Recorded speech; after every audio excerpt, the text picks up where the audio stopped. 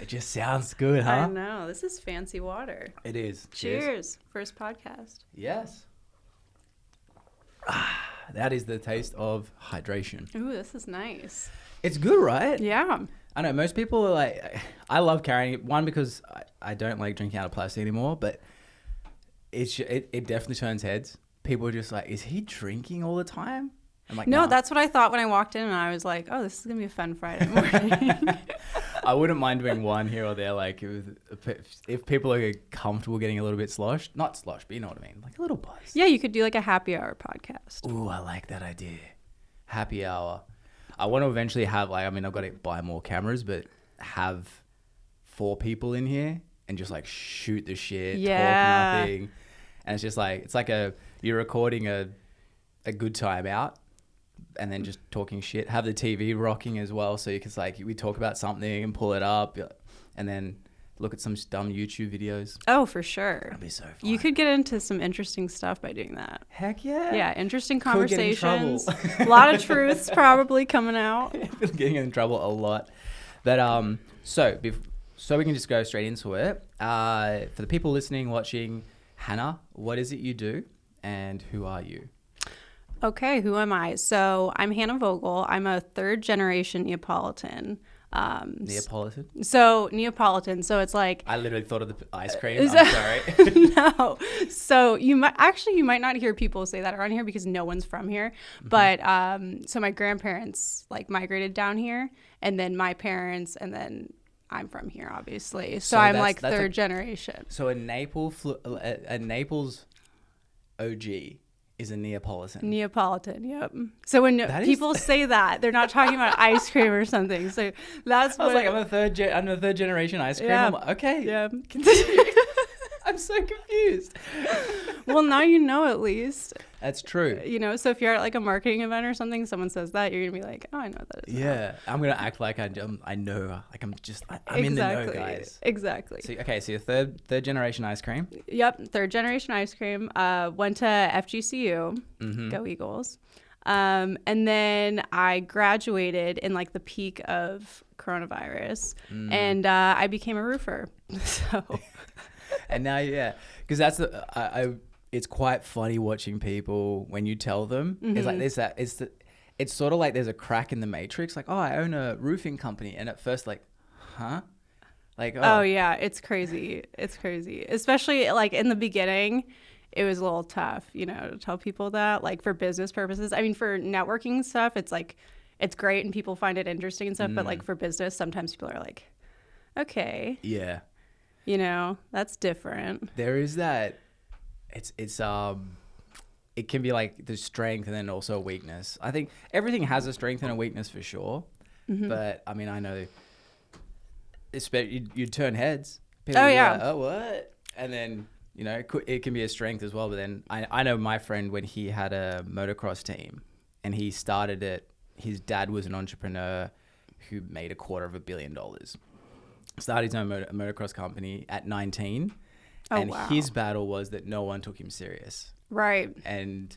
But it made him at 32, 33 now. Oh, wow. Is so far ahead of most people because he had to battle that as a 19-year-old. Do you see any problems sometimes? Oh, for sure. I mean, especially in the beginning when I lacked the experience and I was just knocking doors and stuff and, telling people about my business and what I was trying to do. And they're like, does your dad own the company? Or like, oh, I'll call your husband, give him, my number, whatever. And I was like, no, I own the company. But I feel like once I gained the experience and the credibility, people would start to trust me more. And I actually had the experience to back it up. That's always the hardest part. It's that slow starting of it. Yeah. And that's why what I try to tell people, just don't give up, and I'm sure you know this, getting your stuff started. There's that period where you're just grinding and putting in all the work and you're just waiting for that, point where, things happen. It's when things, because I had that conversation with Stace. I probably said this on the podcast already, but when we moved here, it was we had certain plans and I completely forgot one major problem. I didn't know anyone because we're oh yeah, we'll get over here. We'll buy a house by 6 months in, it'll be fine. Completely forgot that no one knows me. No one even has references to be like, what's he like? And then I was like, oh, fuck. I've got a big mountain to climb. Right. But that's where the internet was useful, because I can just send out pieces of videos and send it to people and be like, hey, this is what I do. Here's like, you can see some cool stuff. And it's a funny line where I'm like, I do what I tell people to do anyway, if that makes sense. Right. So it's a little bit easier, but it's still the battle, especially in this area. People don't get it. Oh, they don't get it at all. And I feel like we're kind of behind, you know, in our area with like, especially your industry with social media and the podcasts and stuff. Like, I feel like we're finally being like, oh, this is really cool. Like, this is a great way to, you know, advertise and market and stuff. So I thought, I looked at it as an, again, like everything, it's a short-term disadvantage becomes a long-term advantage, because again, people like, I don't really get it. And then I tell my prices and I thought I was expensive, and then I looked into other people's prices. I'm like, I'm fucking cheap. You're like, what am I doing? Yeah, because at first, I mean, I spoke to someone recently, and what I was going to quote her, this other guy quoted her literally 8 times what I was quoting. No way. And that's when I went, oh, okay. I'm not gonna, like, his price I thought was outrageous. It was like 17 grand for 6 videos. I was like, what? What? I was like, what? That's crazy. And that was my thing. I just want to make it affordable. Like, it's still not easily justified for a lot of people, because it's not this thing like, oh, I put $10 here and I get $20 back. It's, you're putting all this shit out, and then all of a sudden someone 4 months later sees one of your videos and is like, oh, hey, can we link up? And it's, you know, that investment that was whatever, a couple of grand, has now made you 50K 6 months later. Oh yeah. People, it only takes one, you know, video, one post, you know, to get that traction going. So I think of it, you know, that way too. It's hard, like, investing back into the company and stuff, and like spending money. Like, we have a huge like marketing budget, and like in the beginning my partner was like, is this like worth it? Like social media and stuff. And I'm like, you don't understand. Like, it's going to be worth it. And, you know, one deal could pay for a whole year of that. Yeah. So that's how we look at it too. Yeah. Well, there's a realtor. His name's Ryan. He's in Vegas. That dude, I found out, spends 40 grand a month on social media. No way. Yeah. Like, he has a full blown team. And when they asked him, all right, if both your social media and your real estate, everything went to zero, what would you start with? Most people are like, oh, I'd start with real estate. And he was like, no, social media. Because attention brings 10x what, like, buying a house will bring whatever it is, but your attention will bring in 10 of those houses. Oh, that's interesting. Yeah. Because attention is the currency. You know, right. You think like someone famous just casually goes, man, these things are great. I love these things. And they can just casually say that. You've got 10 million people that follow you. You're going to have 100,000 or more just go, oh, I'm going to buy that too. Isn't that wild? I was thinking about that the other day, because like, I don't know if your girlfriend follows like a lot of like, you know, wife. Or wife, My sorry. wifey. My wifey. Sorry. I didn't have a wifey. That's right. Wifey. I wouldn't be here Sorry, if it was a girlfriend. I'm not wifed up yet, so I'm used to saying girlfriend, boyfriend. So. It's kind of cool when you say that. Like, it sounds kind of cool. Fiance sounds weird, but wife is like, it's my wife. Oh, you probably feel so grown up too. You're probably like, that's my wife. I did feel I'm like an adult. I gained a wrinkle when I got married. For sure. I believe it. But yeah. So anyway, social media, you're saying with your stuff. Yeah. So like, I don't know if she follows like a lot of influencers for like, you know, girl stuff like clothes and skincare and stuff, but it's amazing how, you know, the power they have. Like they make a post about, oh, I've been using this cream and, you know, look at the results. You can touch it and buy it in like 30 seconds. Like, it's just wild to me. Mm-hmm. And I think a lot of people get that component. Mm-hmm. But I was hearing a story, I think Gary Vaynerchuk was talking about it. There was a cementer, like cement. He has a cement mixer or whatever, like Blaze Concrete. He signed a $100,000 contract because of his TikTok. What? Yeah. Because I was actually saying this to Blake yesterday. Mm-hmm. We were chatting about that, and I go, think about it. People look at the views. Oh, if I post this, it gets this many views. it can kind of mean nothing really, but especially in your industry and his industry, you get one person that stumbles across one piece of content, then they get stuck in a scroll hole. Like, that's interesting. Okay. Now they've looked through all your things that have 100 views, but now they're like, hey, I need your help. And that scroll hole of the investment you did prior just brings in 100 grand. Interesting. That's crazy. So that's what you call it, a scroll hold? Like when they're like sucked in and they're like, oh my god. It's like a black hole, but you're stuck in a scroll. Yeah, we've all been there. Dude, I had the other day, came across this comedian who I listen to on Rogan now and then, Mark Normand, but I've never seen his stand up. And then one of his clips came up and I was like, oh, that's this dude. And that's actually a funny clip. 45 minutes later, I'm scrolling still through his feed. And then the next day I'm watching his hour special. And then you're following him, and then you get all of his posts after that. Yeah, it's I'm crazy. obsessed. But that's how it works. And the problem is people don't realize that. They're like, oh, I paid this much this month, and I had nothing come in. I'm like, yeah. Like, that's... You gotta play for the long game. It really is one of those exponential curves. Like, even with the podcast, it was like, I did Blake's job. All that money went into this stuff then. It was like money in, money 100% out. That's exactly what it is. You're like, wow, I have so much money. And then you're like, oh, it's gone. Yeah. Stace was like, oh, so what are you going to buy with that money? I was like, oh, cameras, lighting, more stuff. And she's like, why? I'm like, I started a podcast. Then that podcast then grows to this. It's that layer effect of like with your stuff, you bring in money, like, cool, now I need to hire someone. Yeah. Money in, money out. Need more trucks. Oh, great. That's, however much. But you got to feed the beast, It's a big beast. It's a big beast. Tax deductions, though. Yes. They're good. Oh, my gosh. They're great. Once you kind of figure it out, because I thought I knew about tax stuff and, like, write-offs, like, when I started the business. And I started talking to people, and I was like, oh, my gosh, you can write that off? Yeah. Like, I had no idea. Yeah. The things you can write off. It ends up being as well, like you can buy stuff that's more expensive, but net in your pockets cheaper. I was talking to a mate yesterday, a few days ago, and he was saying that they're looking at buying the Porsche 911 Carrera. And the reason being is they were like, oh, that's a lot of money. It's like 120 grand. We'll buy something else. But then they looked at the tax write-offs because it's over 6,000 pounds. It's considered heavy duty. And so you can tax write up to 100% or something. So they're like, the first year we get back 20 grand. The second year we get back 20 grand. The third, so across 6 years, the car's free. Oh, interesting. If you look at the long term, that makes sense. So whereas if they got the other car, it doesn't have those benefits. So that car, while it was cheaper on the front end, is actually more expensive than having the big, lavish, expensive Porsche. Right. That's really interesting. Yeah.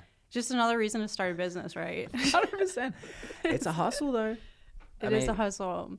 It's hard, man. It's people don't realize that. I'm half awake right now because I was up till midnight the last 3 nights, again, trying to figure out the marketing strategy for this. And then I'm up at 6 a.m. Sienna's smacking me in the face. Like I was going to say, and you have a baby. I can't imagine running a business right now and having like a little human, I have to. It's the wife. It's the wife. Like, I take my hat off to Stace. Oh, I believe it. And because she wants to build stuff too, but it's like Sienna requires so much attention, and I don't even think Sienna's not a high maintenance baby, but it feels like it takes it doesn't even feel like, I can see it takes a lot of energy because I'll look after Sienna for like 2 hours sometimes. And I'm trying to get work done. I'm like, fuck. Like, you're so cute. And this is making it a lot easier to be, like, distracted. But fuck. That's the thing. They're cute. At least, thank God, they're cute. Oh, she started crawling now? Oh, my gosh. Man. That's, like, another level, right? Yeah. Like, Well, she just... 2 weeks ago, she couldn't crawl. Now, she's literally... You turn around, she's 6 to 10 feet away. And you're like, how did you get there? And she's gonna be walking in like months. That's what I'm worried about. That's when I've heard it gets real fast. I'm just gonna give her like one of those little kid leashes, Just put her on a kid Oh my gosh, are you serious? like a pole You in the will ground so she not. can spin around. I don't even believe it. You know, I still see those all the time. Like people have their like babies and stuff on leashes, but I don't have a kid, so like, you know, of course I'll be like, that's ridiculous. Like I'll never do that. But then when I have a kid, I don't know. I don't want to lose the kid. That leash is looking very good. Exactly. You know? I believe it. Because she gets super excited. We're lucky because if she's around people, she wants to like be around you. But she definitely is like any child. It's like, oh, over here, and then poof, running that way, running that way. So that's her in a walker. So she's still limited a little bit. Like she crashes into stuff. She can't go anywhere. But when she doesn't have that little walker thing, I'm a little worried because you just never know. I'm sure. No, like I'll turn around and she somehow has found like one of those these things, what are they called? I don't even know. Oh yeah, Like those little wire things. Yeah, I don't know what they're called either. No one does. I know. It's like, hey, have you got that thing that like and it's like around, wires? yeah, and it's like around, it reminds me of the things around bread and all that stuff. And it's like, what is it? What is that? We use it every day. We don't even know what it's called. But yeah, the other day, that was on the floor and she somehow found it. She's like, and like about to go into her mouth. And I'm like, okay, not that thing. See, that's what scares me too. Like baby proofing a house. Like you don't know the things that are super dangerous, you know, that you wouldn't think for babies, you know? Yeah, all of a sudden corners. You're like, I'm worried about a corner. Or opening cabinets, smashing their hand. I don't know. Yeah. Like. It's so funny though. Stace was like that girl who assumed, like forgot that a kid is a kid. And so when she'd see like, she was that single person where it's like, oh, that mum's just yelling at her child. And I'm like, you have no idea what's going on in the back end. Like, or the kids losing their mind on the plane. It's like, oh, it's so annoying. Like, how hard is it to make a kid stop crying? Have you guys brought the baby on a plane yet? Oh, yeah. How is that? Because I feel like parents have this like fear, or when they're not parents, they're like, oh my gosh, that poor mom with the baby screaming and everything. And then they become parents and then it's like different. It's all dependent. I feel like single people don't think poor parent. They think fuck that parent. Or yeah, actually you're right. It's probably more the opposite. Well, that was Stace. Stace is like, how hard is it to make him stop crying? I'm like, how you're trying to get something that doesn't even speak a language. Right. You can't even get an interpreter. It doesn't even understand. Like, does someone speak Babanese? Like you can't rationalize. But we've been really lucky. She's done at least 8 flights already. Oh wow. Okay, so Probably she's like a about little pro traveler now. She's traveled more than most Americans. Oh wow. Yeah. But she's only cried once and it's like 2 minutes and then and you don't like freak out. You're like, oh my gosh, what are people thinking? Like, I don't give a fuck. Yeah. Because I think when you start caring what other people think, it's like that line. Mm-hmm. I want to care enough to know that if I'm being a dick and then readjust. Right. But if I'm not being a dick and that person's being, like, ugh, your baby's crying. It's, yeah, I'm sorry. It's like, what do you expect too? Like it's a baby. Yeah. But at the same time, there was a baby that was crying behind me for the entire 2-hour flight once, like recently.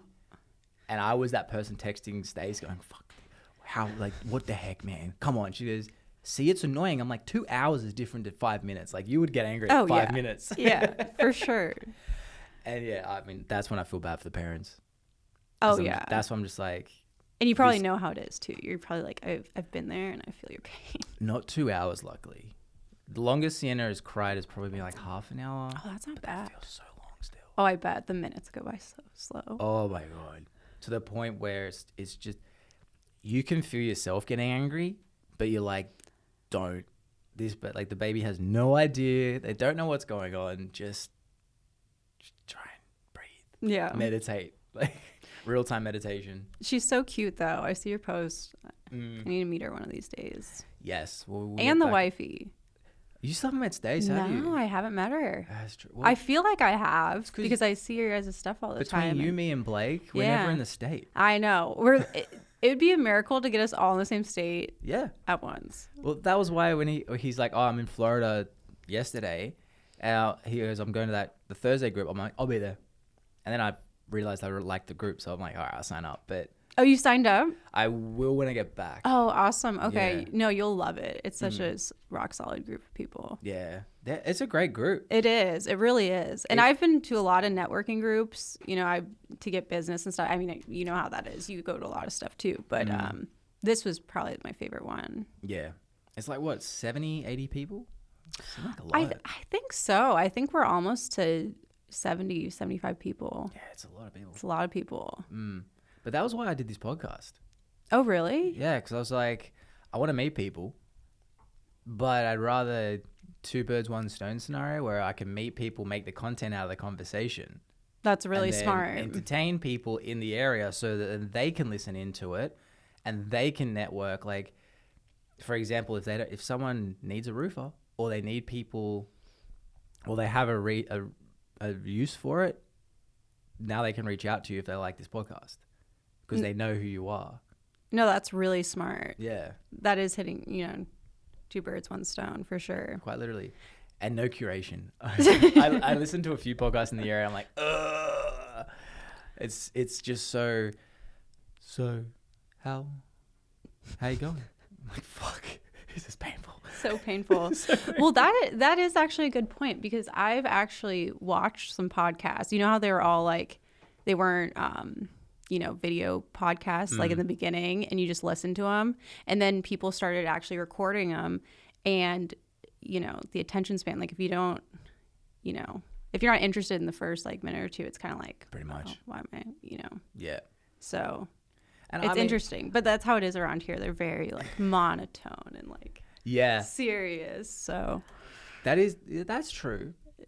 Maybe I've been lucky with some people I've found like they are out there, and I don't know. I feel like I've got there's so many companies around here I want to talk to. Like there's a ketamine treatment place. Interesting. Yeah. So I'm going to hit them up soon once I got a few in the bag, because hitting up the people that know me, that's easy. But right. People that have no idea who I am, it's a bit like, hey, you want to be on my podcast? Right. But yeah, I think the whole point of this is more that people will listen to it. Again, so you can, two birds, one stone, use your car ride to listen in, find out about people in the area that's not boring, where you don't feel like you're getting sold something. Right. And then, you know, you've just created another connection.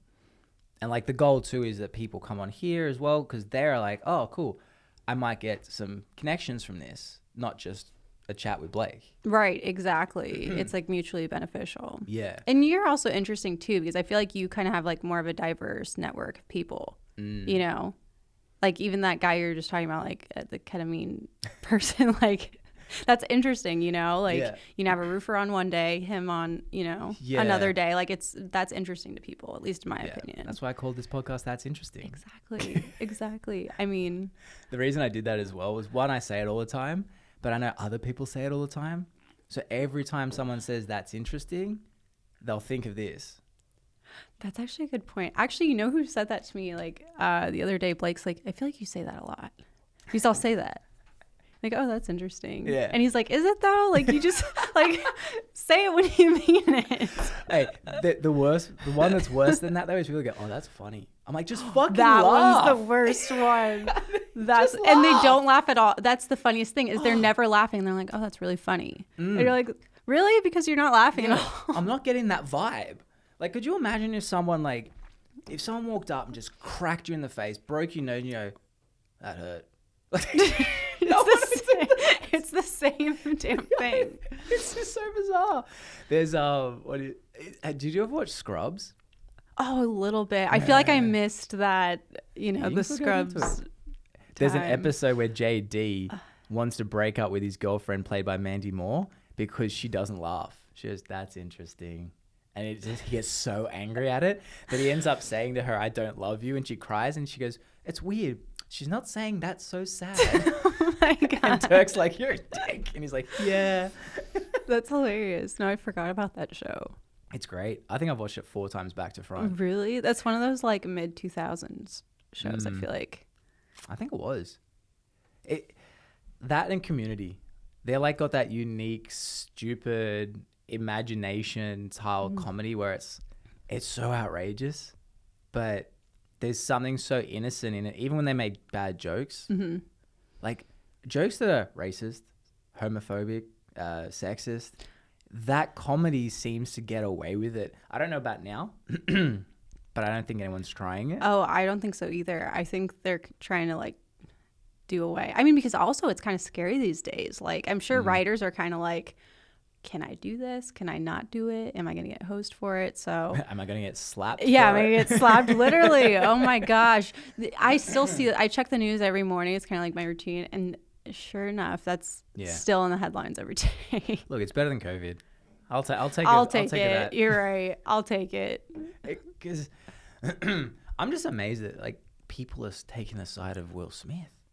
Like he defended his wife. I know. It wasn't even a bad joke. Like of all the jokes Chris Rock could have said, and Will Smith, keep my wife's name out of your mouth. The worst thing, because now everyone has your wife's name in their mouth. Comedians. It's like this joke. Did you see? Andrew Schultz's little roast of Will Smith? I don't think so. Was it after the slap thing Literally happened? like 2 days after. Oh no, the day after. And I'll send it to you. It's fantastic. Oh, I bet comedians are all over this, right? All over it. Like even Ricky Gervais has tweeted or something saying, "I would never have made that joke.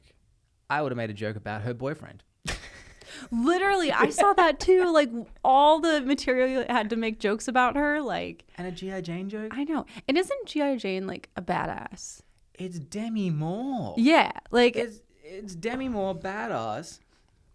Like, could you imagine being Demi Moore? I can't. I thought I was attractive. And that's offensive now? Oh, exactly. Like, I don't know. I don't know if this is just like the direction we're going. Like with. There's been a lot of backlash though. That's the good thing. I think the majority of people on Chris Rock's side, like there's never an excuse to hit someone. Right. Especially on that stage. You know, like I'd love to know how he thought that was going to really go down. Like you've just hit Chris Rock in front of everyone, in front of the world, like the world. How did you think you were going to come off as the good guy in that scenario? Right. Like you physically assaulted a guy. Could you imagine if it was a white guy slapping Chris Rock? Well, that's what I was going to say too. Like, can you imagine how different it would be too? Oh my gosh. Well, someone did relate it to white supremacy still though. Really? Yeah. Interesting. I've been hearing a lot of people talking about it. It's almost like they're losing things to talk about. Right. It's like, how can we relate this to white supremacy? All right, so Jada's a woman, patriarchy, Will Smith, there's a leap here. Like, I'd love like webbing everything, yeah. It would look like one of those murder scenes. Yeah, that's what I was thinking of too. Like, okay, she has a boyfriend, she has this, he's black. Yeah, okay, yeah, the Oscars. Yeah. It's usually white, views. so that's supremacy. Yeah. It's a real weird one. Especially, like, she's had a shaved head for so long. I know. And I don't know much about what she has exactly. Do you know? It's alopecia. Yeah. But apparently there's she's openly speaking about it. 2, she said, all you can do is joke about it. Like she had said that earlier, not recently, but like a while back. And then someone jokes about it, and then she gets her husband to slap the dude. Well, and you know what? If I was her, I mean, it's never okay to like joke about someone's illness. But if anything, if she wants awareness for this disease, she definitely got it, because I didn't know what it was before this whole situation happens. And I bet a lot of people didn't know what it was too. So, I mean. Well, the conspiracy theorists are already out on that one. Oh, really? Yeah. You think so? That's interesting. So people are saying that? They're like, the conspiracy theory is Pfizer was sponsoring the Oscars. Pfizer had just announced they're coming out with an alopecia pill. And this is staged to promote it. I end up saying back to one of my mates, I go, even if that is true, who gives a fuck? That's true. The only reason we cared about the COVID vax was because it was being pushed upon us. That's the only reason people cared. If it was, hey, there's this thing, go take it. If you don't want to, don't worry. There wouldn't have been a massive polarization, I believe, like there was. So this thing, alopecia, it's not like Pfizer's going to all of a sudden say, everyone has to take it because alopecia can spread. No, that's actually true. That's an interesting point. No, the whole thing's just bizarre to me. And before I watched the video, I just saw it like really late at night, like, oh, Will Smith smacked him, Chris Rock, whatever. I was like, you know what? The Oscars views have been down for so long. This has got to be staged. And then I watched the video and then I was like, oh, shit. I don't think it is. But that was my initial reaction. It's a soft slap, though. It's a real soft slap. And it was like, was it like close palm? Like, he only hit him with his fingers. I don't think it's fake. Also, if it is, who gives a shit? Right. But it's like he does, when you're hitting someone, he kind of, he lifts his left foot off and he moves away from the slap instead of moving into it. But at the same time, I guess you could also assume, I mean, he didn't want to physically injure Chris. So I don't believe he would have leant into it and like properly hit him. Right. I think he took it like a champ. Chris Rock afterwards, his reaction and everything. I mean, you know, especially as a man, I feel like, I mean, I've never gotten a fight or anything, but like, have you? I don't think so. I have backhanded a guy. They are satisfying. A backhand. Oh, okay. Interesting. No pun intended, but it hits different. It's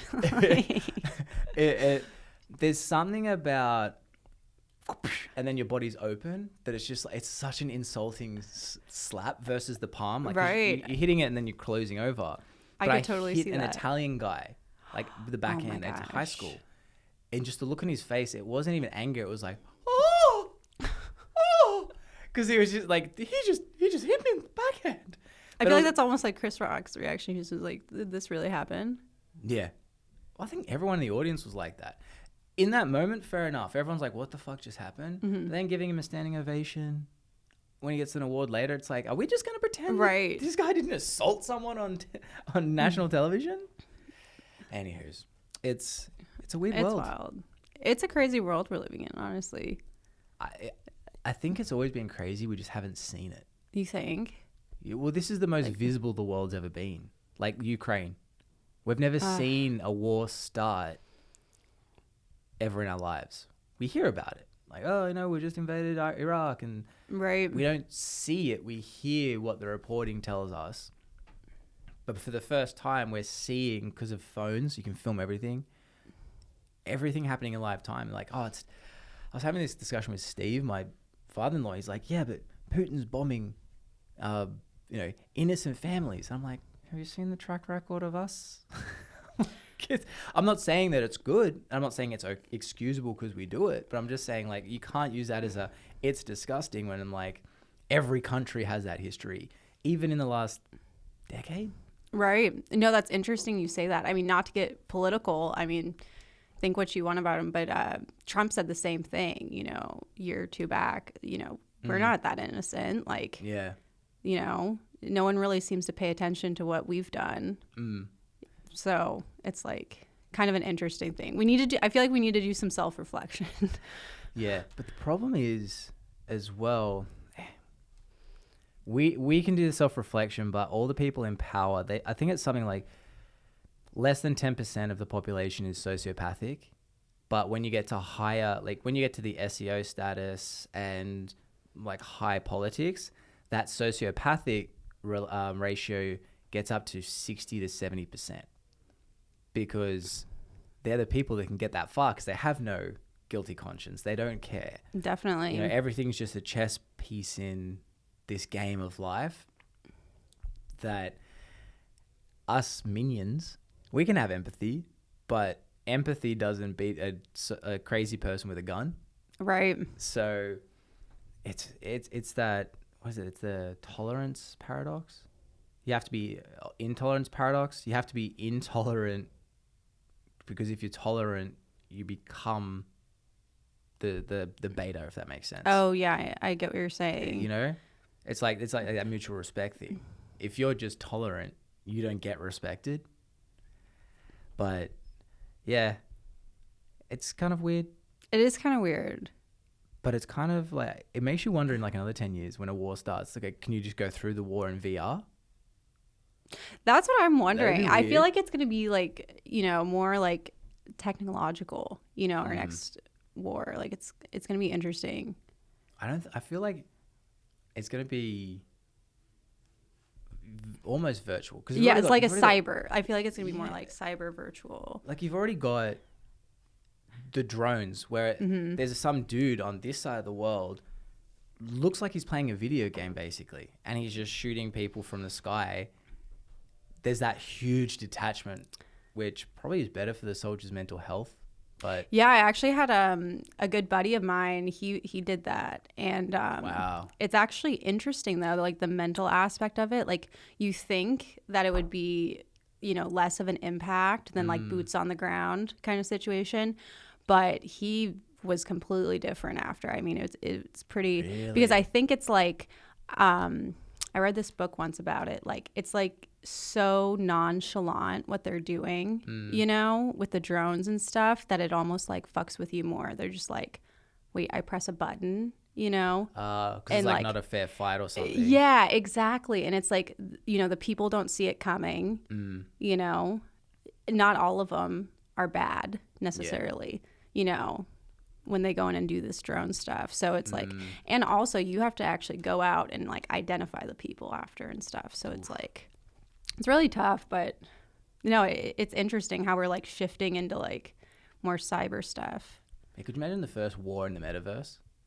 Oh my gosh. You know, like everyone's like, I'm taking your NFTs. Literally, they're going to be fighting over these like gorilla paintings and stuff. Yeah. Like, I'm going to steal that and your property. Have you bought any NFTs yet? No, not yet. Have you? I'm buying my first one. It's super like, it's just all about currency, really. Right. Like, I love when people shit on it. They're like, it's not real. I'm like, why is this can worth $1, but then the bottle's worth $1.50? Exactly. That's not real either. It took me a while to wrap my head around, you know? And like Blake and I have, or my Blake, I'm sure this is confusing to viewers, but my boyfriend's name is Blake. When she says Blake, she's talking about her boyfriend, not me. Yes. Friend Blake. Maybe we're talking to me in third person. Like, you know, when Hannah does this. It's like, what? No, he's really into that stuff. I don't think he's as into NFTs right now, but yeah, he kind of had to like break it down for me because I was just like, this is stupid at first. But then like, it's still property, you know? In the 90s, everyone was talking about the internet being like, it's a phase. Oh yeah, like scam. the .com. Yeah. And then .com era happened and people were like, oh shit. Yeah. It's everything just comes down to attention. Like why is, I don't know, being a YouTuber popular all of a sudden? Why was movie star popular before? Like and movie stars still exist, but no one gives a fuck anymore, really. Right. It's just all about attention. So it brings back to again, whatever has the attention, it has more value. And the I guess the volatility with NFTs is you need to have a lot of people focusing on that one thing. Whereas stuff like crypto, which is, people still say it's volatile, but it's way more stable than NFTs.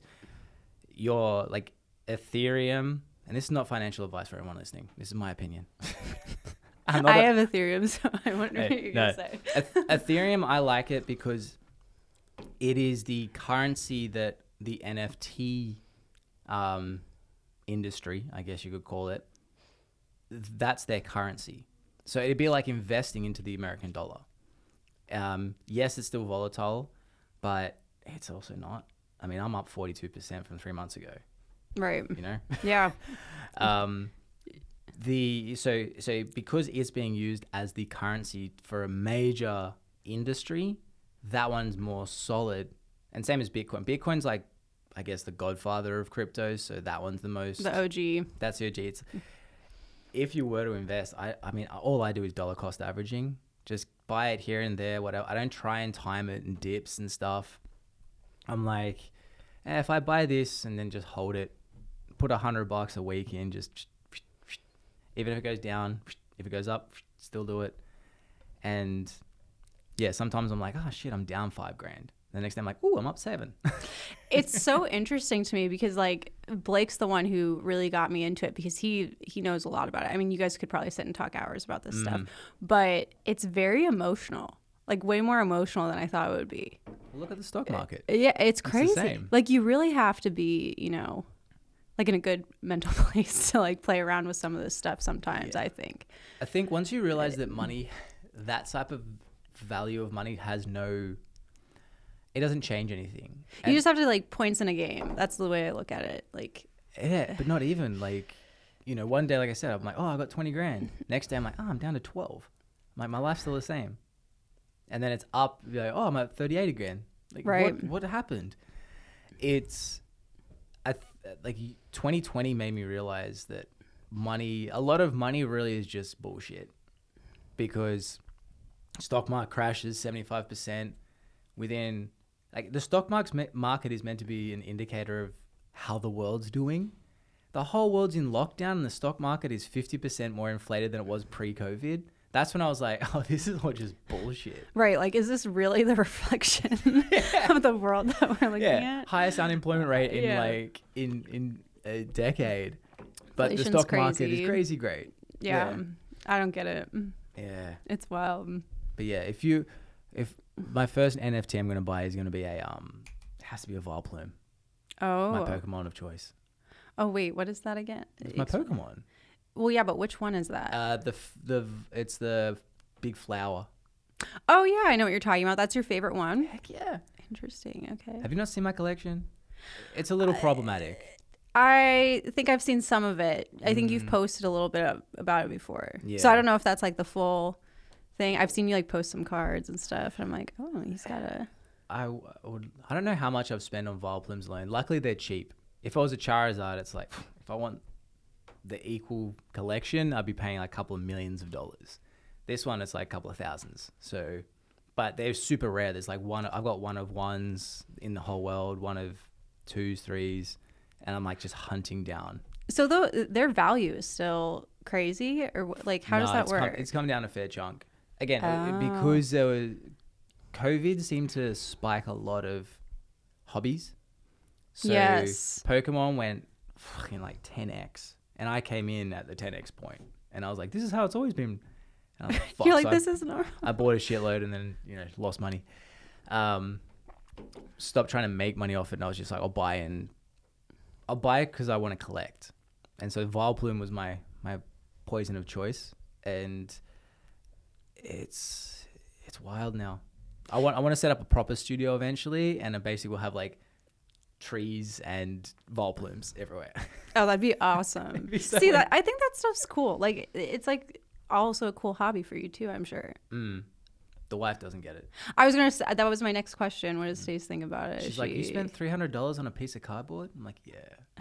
You're like, you don't get it. You don't get it. I feel like in relationships, you just have to have, like, someone has to have that thing where the other person doesn't understand, but it makes them happy. Like, you just gotta, you gotta let it, you gotta send it. I'm such a hypocrite though. Like, she'll buy something to do her hair, and I'm like, I was gonna say, what's like her thing? Like, does she have like something that? Nah, I don't know.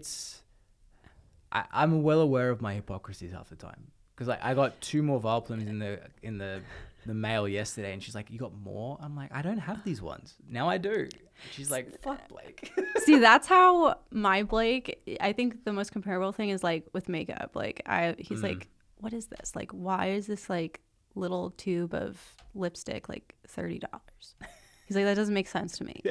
You know what I mean? And you have 20 of them. I'm the same, but meanwhile, I'm like, oh, that piece of cardboard's $30. That's cheap. You're like, that's a bargain. I got the clearance one. We're such hypocrites. It's so crazy. Oh man, men and women are weird. Men and women are so bizarre. Yeah, it's funny when you're in relationships and everyone thinks it's like they see the Hollywood version, and then you get into it and you're like, oh, this is fucking weird. Like, I don't like that, but you like that. And you like that, but I don't like that. But then we like these things. Okay. It's so weird if you like think about it and break it down. Like, what society like you meet someone, like you just pick someone and you're like, yeah, I like this one. We'll like cohabitate. Hope we like a lot of the same things. Want to share expenses? Yeah, too? share expenses, merge bank accounts. You know. Do you want to like get the government involved? Like, yeah. We'll like our relationship's official, but let's make it official with the government. Let's do that, and then we'll have a big ceremony, and everyone can come and just be happy that the government's involved with our relationship now. It's just so bizarre to me. Yeah. But we do it, and that's what we think is normal, you know? Yeah. Yeah, that marriage is weird. Like, why does the government have to be involved? Yeah. I mean, you know, like it's cool. I love calling Stace my wife. That's kind of cool. But outside of that, I'm like, what? Why? Yeah, it's kind of like a medieval thing. I feel like marriage in a sense, you know, based on like what it was used for back in the day. Ownership. Yep. Yeah. That is shifting wealth, ownership. Yeah. So I'm reading Sapiens at the moment, and they're going into the most disparaged, I guess that's the word, section of society has always been women. Like outside of racism, outside of classism, it's been consistently women. And they go back to I can't remember what era it was, but even in the Bible it says that, I believe, don't quote me on this, but basically a daughter is owned by her father, and then when they get married, it's like it's passing of property. It's not even a passing of like, here's my daughter, it's here's my piece of human, and you pay me 40 shillings. Yes, that's what it was. And it's wild too. Like, and then if someone rapes someone's daughter, they have to pay the father, whatever society this was, they'd pay the father for damaging his property, and then have to take her. It's like, whoa, this girl just got raped, and now she has to live with the rapist. Right? Fuck. Isn't it bizarre? I don't understand it. It's just like crazy. It's weird. Could you imagine living that time? Oh, I can't. But it would not be good for you. It would not be good for you. I would, no, that'd be bad. No. This is a good time to be alive. You'd probably make it. But it's interesting. Like, what are people going to say about it, like this time? What do you mean? Like, you think people are just going to be like, I can't believe they lived through all this. You know? Oh, 100%. You know what I mean? Yeah. Like, we do that to them, but, you know, in the future, people are probably going to be like, oh my God, how did they survive? Yeah, like, wait, they were arguing over feelings? Yeah. Like, what do you mean? That person got hurt? Yeah. Because someone... Imagine that looking back. Like, we're already looking back at Will Smith. So that guy slapped a guy because his wife had a shaved head? I'm confused. Like, we'll be so robotic, I reckon. We're going to be AI in the next 100 years. Oh, for sure. I mean, do you listen to, like, Elon Musk's stuff? Like, that's scary. Any of his podcasts with Joe Rogan about the chips and stuff, and, like, essentially having whole conversations with people and not even speaking. Yeah, that's scary. Isn't it scary? I'm worried about the fact of, look at social media. All right, this is a great place to share your thoughts and your feelings and what you're doing, and we'll never track you. And oh, whoops, yep, we're tracking everything you're doing. Let's just ignore that. Now we're going to tap into your brain. This is a great way to communicate with people. It's really fun. Yay. Oh, we're not listening. Yes, we are. Oh, we know your thoughts. Yeah. All of a sudden you got Minority Report where it's like, oh, I thought about shooting someone, and now I'm in prison because I thought of it. Right, exactly. And I had no intention of acting on it. Yeah, it's really scary, the direction we're going in a sense. But it's exciting too. It's exciting too. You know? The unknown's exciting. Yeah. And scary. It's depending on how much anxiety you have. Pretty much. We have a massive habit though of glorifying the past, shunning the present, and fearing the future. Yes, I agree with that. You know? It's funny listening to people, even my age, start talking about the kids that are young, and they're already saying like, these kids don't work. And I'm like, you sound like your parents and how their parents spoke about their generation. Oh, these kids don't work. I'm like, fuck. Most people I know are hustling hard. Right. It's... If anything, I feel like a lot of young people are working harder these days. I mean... Yeah. I mean, I'd like to think that. For pennies. Yeah. For pennies. Yeah, for less. Yeah. Like, we have to work harder for less money, you know? Well, have you seen that chart of inflation? Yeah. Like, even before COVID, if you go back, I was on this thing. So the best time to be alive would have been having money in the year 1970, just before Nixon changed it from gold to just debt. 5 years later, I think depreciation was like 30%. So if you had 100 grand, you now had 130 grand. And that's wild. Yeah. And so if you go from 1940, like I think post World War II, $100 then is the same as having $100 then is worth $7.80 now. So it's about, what was that, 92.2% deflated in value. So when you look at houses and it's like, oh man, that house was 20 grand back in 1940. It's like, yeah, that's why it's $1 million now, because that's how crazy deflation has been. It's insane to think about.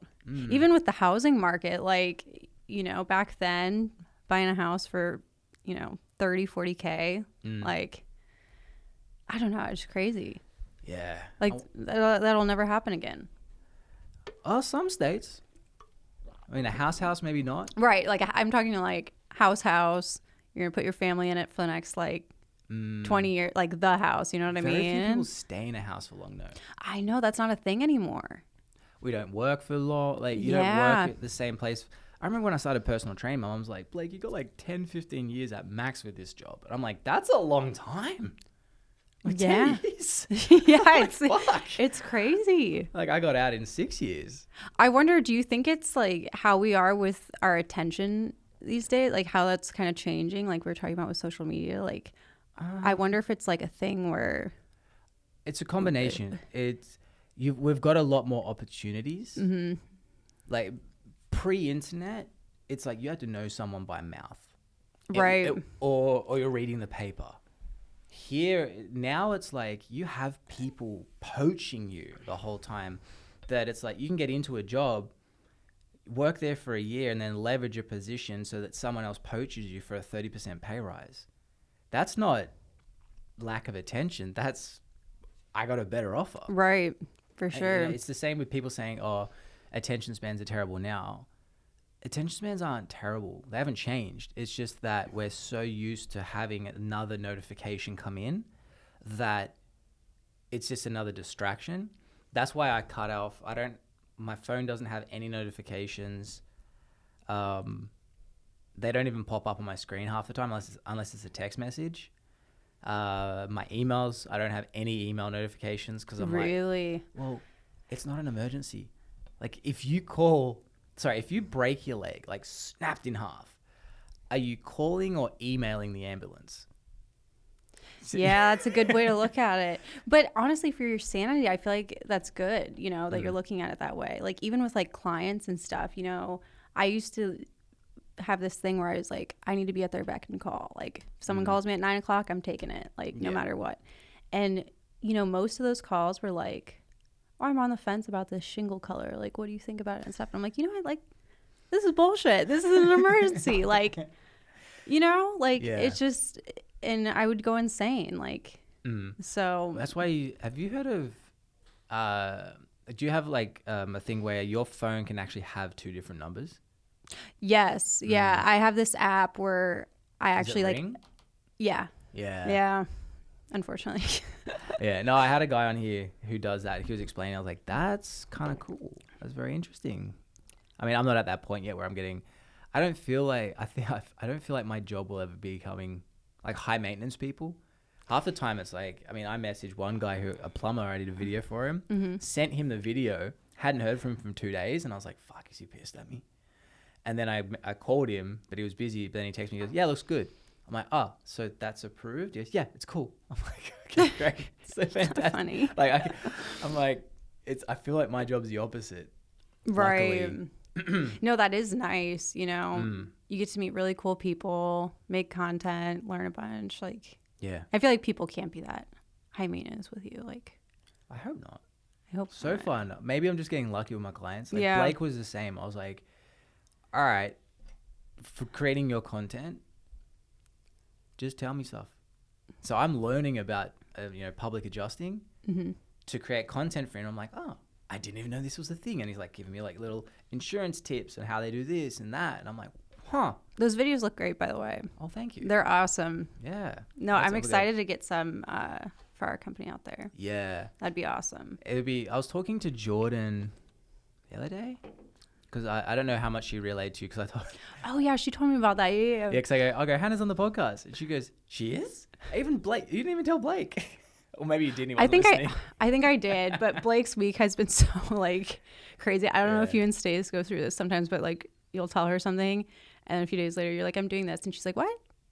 You didn't tell me that. Happened today with this podcast. Yep. Yeah, exactly. I mean, that's a common thing for us the past few weeks. I do. To be fair, I do the same with her, but she goes, so can you do whatever it was, tomorrow. Oh no, I was editing last night. That's why I'm so freaking tired. Like I have a headache going on right now simultaneously. Oh man. Because she's like, "Are you gonna come to bed?" I'm like, "I have to finish this proposal." Sorry, to this new guy who he wants to do content for his restaurant. Awesome restaurant, by the way. So cool. And she goes, "We'll just do it in the morning." I'm like, "When?" She goes, "After the meeting, like my 8 till 9 meeting." I go, "When?" Yeah. And she goes, "After that." I go, "I've got the podcast with Hannah." She goes, "Well then," and I go, she goes, "We're flying out today." And I'm like, "Yeah, that's why I get home at 1:30 and we leave at 3:30." She's like, "You never told me this." I'm like, "That's why I asked what time the flight was." Exactly. Exactly. I'm glad to know it's not just us. No, it definitely isn't. So you talked to Jordan. Jordan's awesome. Jordan, because, and I was just saying to her, I was like, "Dude, we can turn a bunch of this stuff into content." Yeah. So people can meet you. Then I was saying to her, I'll show you guys how to do the real basic TikToks where it's like, point at these things and boom, boom, boom. Like they're real easy. We need like an intro. And I feel so old, because I feel like people. How old are you? I just turned 26 the other day. So old. But like, I remember like Instagram, and like people older than me were like, "Hey, how does this work? How do you do the posts and the editing and all this stuff?" And I was like, you don't know how to do this? Yeah. And then with TikTok, it's a great marketing tool. It's insane, actually, how much it's blown up. But I really want to get into it. But I'm like, how do I even like edit this video? And then you have to clip it up and everything. Like, yeah, it's time consuming. But I can show you guys how to do the in-app stuff. Yeah, that'd be great. That I feel weird, like charging people for. I'm like, I charge for the time spent to just like explain it. Right. But then plus, I'm like, I'm not gonna be like, "Yeah, I'll come over and shoot a TikTok for it." That's just weird. Right. Yeah, I said to do that, and then like also other curated stuff similar to what I did with Blake. Yeah, I really want to get into that. Yeah, because if you've got that combination, it keeps it fresh. Like with my stuff, it's clips from here, Sienna, and I'm starting to do Pokemon related stuff. Oh, okay. And then I'm also eventually when I hire someone, I want to bring back my Zesty 120, which is a 2-minute podcast. And it's literally just, I'll have sometimes a Zoom interview, it's a 2-minute podcast, or it's me talking about something relevant or tips. Oh, that's interesting. So it's just like a 2-minute. Literally 120. It's called Zesty 120 because it's 120 seconds. I like it. Yeah. I was doing a bunch last year and that was so fun. That's cool. And it's such an easy thing to like throw on in the car or something like, And I can edit it a lot more. So it actually tracks a lot faster. Whereas this is just meant to be super raw. Also so people can listen in and they see who you are without editing. Right. They're like, oh, that's who Hannah's like. That's who John's like. That's who Bill's like. Okay. That's cool. Right, exactly. And this is like more of like an organic, like get to know you type of thing. Yeah. The videos can be like more, they're more like script, like you plan, what you're going to say and you're talking about the business. It's very like organized and this is more like casual and nice, which is, I like that. Yeah. And it's fun. It is fun. Oh, fuck. It's really fun. I mean, I don't know how much people want to hear about roofs and roofing systems. I'm going to ask you a question anyway, but can you believe that's already been an hour? Oh my gosh, really? Mm-hmm. Time flies. But this is why whenever I tell people, the podcast goes for like an hour and a half, sometimes 2.5 hours, they're like, there's no way you're going to talk that long. Right. I'm like, oh, yeah. Like crazy. I had John, the gentleman, come in who I met here, and it was his first podcast too. And he's like, do I have to pay? I'm like, no. He's like, oh, okay. So what's the goal? I'm like, no goal. He's like, okay. So it'll probably take like, I couldn't see it taking longer than 45 minutes. I was like, okay. It was like an hour and 25. And he goes, what the fuck? How'd that go? No, because like really we're just like having a conversation. Like it's just like, yeah. It's and I don't know. I hate curated stuff in a conversation like this. Like with filming stuff where it has the point of it. Yeah, cool. That makes sense. Did Blake tell you about his experience of talking in front of a camera? Yes. Yes. And I actually got to see some of the like raw clips, the practice ones you did. And he's like, I honestly just didn't realize like how nervous I got, like, because you're not used to it. You know, if you're not in front of the camera or anything, or like it's like your job, so you're probably a lot more comfortable. You're talking to a thing. Yes. It's no different to talking to a wall, you know, and then trying to act like it's a human. Like Right. I took acting lessons. Like I was really? an actor. That's why I can talk to camera.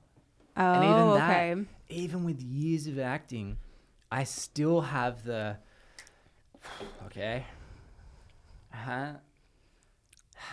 like after years. So like the plumber as well, his girlfriend, after the filming, I'm not sure if Blake probably had the same thing, where at the end he's like, oh, that was shit.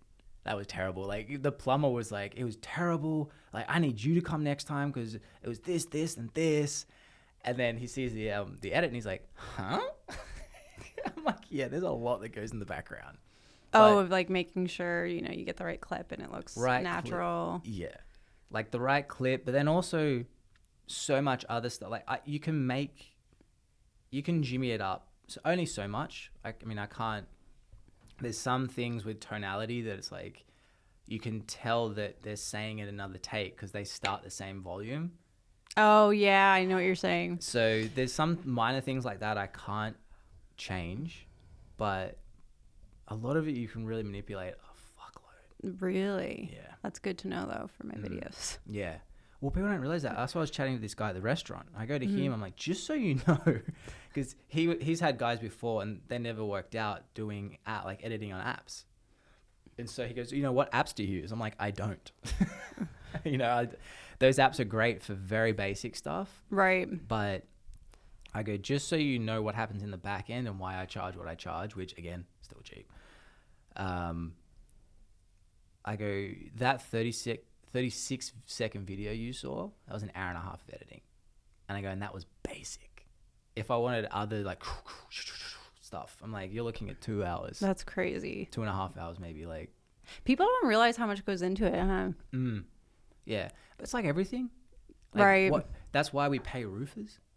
Because there's so much that goes into it that I don't want to have to know. Yeah, exactly. You know? Exactly. Like, that's why, you know, people hire people.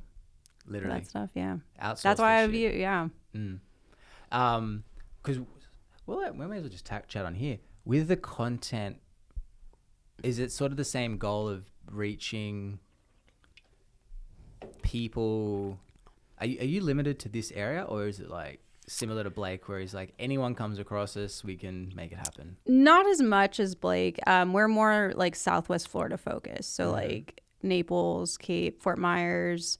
We do have our license in Louisiana now, in New Orleans. So nice. But we're primarily focused down here. So I think our biggest thing is like name recognition. You know, that's a big thing for us right now because there's so many roofers, you know? Yeah. Attention. So, Attention. Exactly. So. Yeah. Okay, cool. I always recommend with people to, basically it's the same model I'm using for the podcast, and which this is my marketing. That coupled with also paid advertising in the area, because you're geographically limited. Because then you can actually push that creative content that grabs the attention for the people in a small geofence. Oh, okay. So then that way it's back to the point where don't focus so much on the views too much, because you're not trying to go like my video that had 10 million views. People go, wow. I go, yeah, but 60% of them were in China and India. Doesn't help me. That is actually a really good point.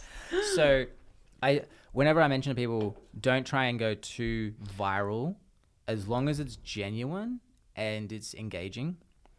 That's what's important. But because you're geographically limited, couple that with, you know, the area that you cover. I don't know who you use for your paid ads, but use that so that then people are recognizing who you are, so that when they need a roof, it's like, oh, that place. Or, I mean, they can get really good now where they'll just pop up. Right. Like someone thinks of you now. I need a roof up. Bing. Oh, okay. Vogel. Yeah, there you go. That's and cool. to give you context, because really it's just do exactly what I do, is what I kind of try to tell people. I'm about to do ad campaigns with a guy from New York. All the content from this, plus I make like little ads for it. then also like even there's raw ones of me just saying what it is, just not even being creative. I'm just like, you know, networking in Southwest Florida is so time consuming. So leverage your car and listen to this podcast so that you can actually find more people quicker. He ends up having like 100 or 150 ads that we do in the radius from Naples up to Fort Myers, and we're just going to blast the area, and it's nonstop. Like I'm probably doing about 1,000 a month. Wow. In ad spend. So because my thing is just become the best known, and it will pay back so much easier. Right. That's why I'm trying to get like, you know, the name recognition started and like, you know, what is it, like brand familiarity, you know, like. Yeah. So. And so that'd be the goal. And the same thing of what I did with Blake. What's your frequently asked questions? Why do people not trust your industry? Because that's the biggest ones that you can tap into. So, with, you know, Blake's power was that he actually helps people get what they should be paid. Right. You don't have to answer these questions on the podcast. Actually, you probably could, because it's good. Like, what are the reasons that people don't trust roofers? Oh, I think there's a lot of reasons. Yeah. Right. And so you can do that, and then what was it? Like one example would be three ways to tell if you've got the right roofer who won't embezzle money or something like that. Right, or doesn't have their licensing. Or Yeah. Interesting. Yeah, no, that's really smart. Yeah, because what happens then is it's this double factor. They're seeing you help them, but what's happening now is the croc brain is, because we're always trying to figure out danger or trust. So while I'm watching a video of you going, hey, here's the things to look out for, and you're not saying like, that's why we're the best, you know, there's no quid pro quo, because as a roofer, you're saying, look out for these things. If you choose us, great. No worries if you don't. They're now seeing you tell them. The croc brain's going, oh, this person can be trusted, and now I want to use them. Right. And also, the more we see something or someone, the more we become like attached to them. So if they're seeing you in a video, like, this is why I don't like blogs, because blogs. I was gonna say, are those still a thing, or is those kind of in the past now? Look, there's people that will argue them, and I know this is it's coming from a guy who makes videos saying videos is the best way. Take it with a grain of salt. Not biased at all. No. But from the reason why, well, one, I do videos because I enjoy them and I connect with them. So my belief is that a lot of people, like, and again, that's why TikTok's booming. That's why Reels is booming. That's why all these, there's no blog website that's booming. Right. Because people want to absorb in a very quick reaction. Plus, I want to, like, you can see, you have movement. There's a lot more stimulation. More connection. Yeah. Versus a blog, again, got all out of distractions that stimulate us. Sitting down and reading is a very particular type of person. So it would depend on who you're targeting. Like if you're targeting lawyers, they're probably more readers. Right. But also they might not be. They might want a little anecdote in 20 seconds instead of reading an article. Sure, because that's what they do all day. Mm-hmm. So. Yeah. So the blog thing, I mean, people say it helps SEO. I don't know enough about that. My belief is more YouTube helps your SEO. Because Google's the major search engine. Google owns YouTube. YouTube is the second biggest search engine. That's interesting, because I was trying to do some research on that the other day, you know, just like lining up like, okay, what am I going to focus on, like with social media marketing? And I was like, is YouTube still, you know, I know it's still a big thing, obviously, but a lot of people I was subscribed to, like business mentors and stuff, they switched more to TikTok and Instagram Reels because that's where everyone's at. So I was curious, like, are people shifting from YouTube to other platforms, or is it still like... They're just following the attention. Right, okay. So I recommend doing all of them because, like, again, people are on TikTok. I think YouTube Shorts is going really good too, which is basically YouTube's TikTok. Oh, okay. So I haven't heard of that. That's yeah. interesting. So you can quite literally post the same video on Reels, TikTok, and YouTube Shorts. Oh, okay, so just kind of tie them all together. All together. Got it. But then having a 1080p version, so like normal television looking style for YouTube, that will help with your SEO, provided you got a SEO on the back end with the tags and everything that's appropriate. So then when people search like roofers, that'll come up, and then roofers Southwest Florida, you should be starting to help your SEO because you've got these videos that also help. Right. And because you got videos where I haven't really looked though, high quality roofers videos, because I think ever since I started talking to you, all my ads are fucking roofers. All Instagram. Yep, that's what happens. Yeah. They're all roofers, but they're all terrible.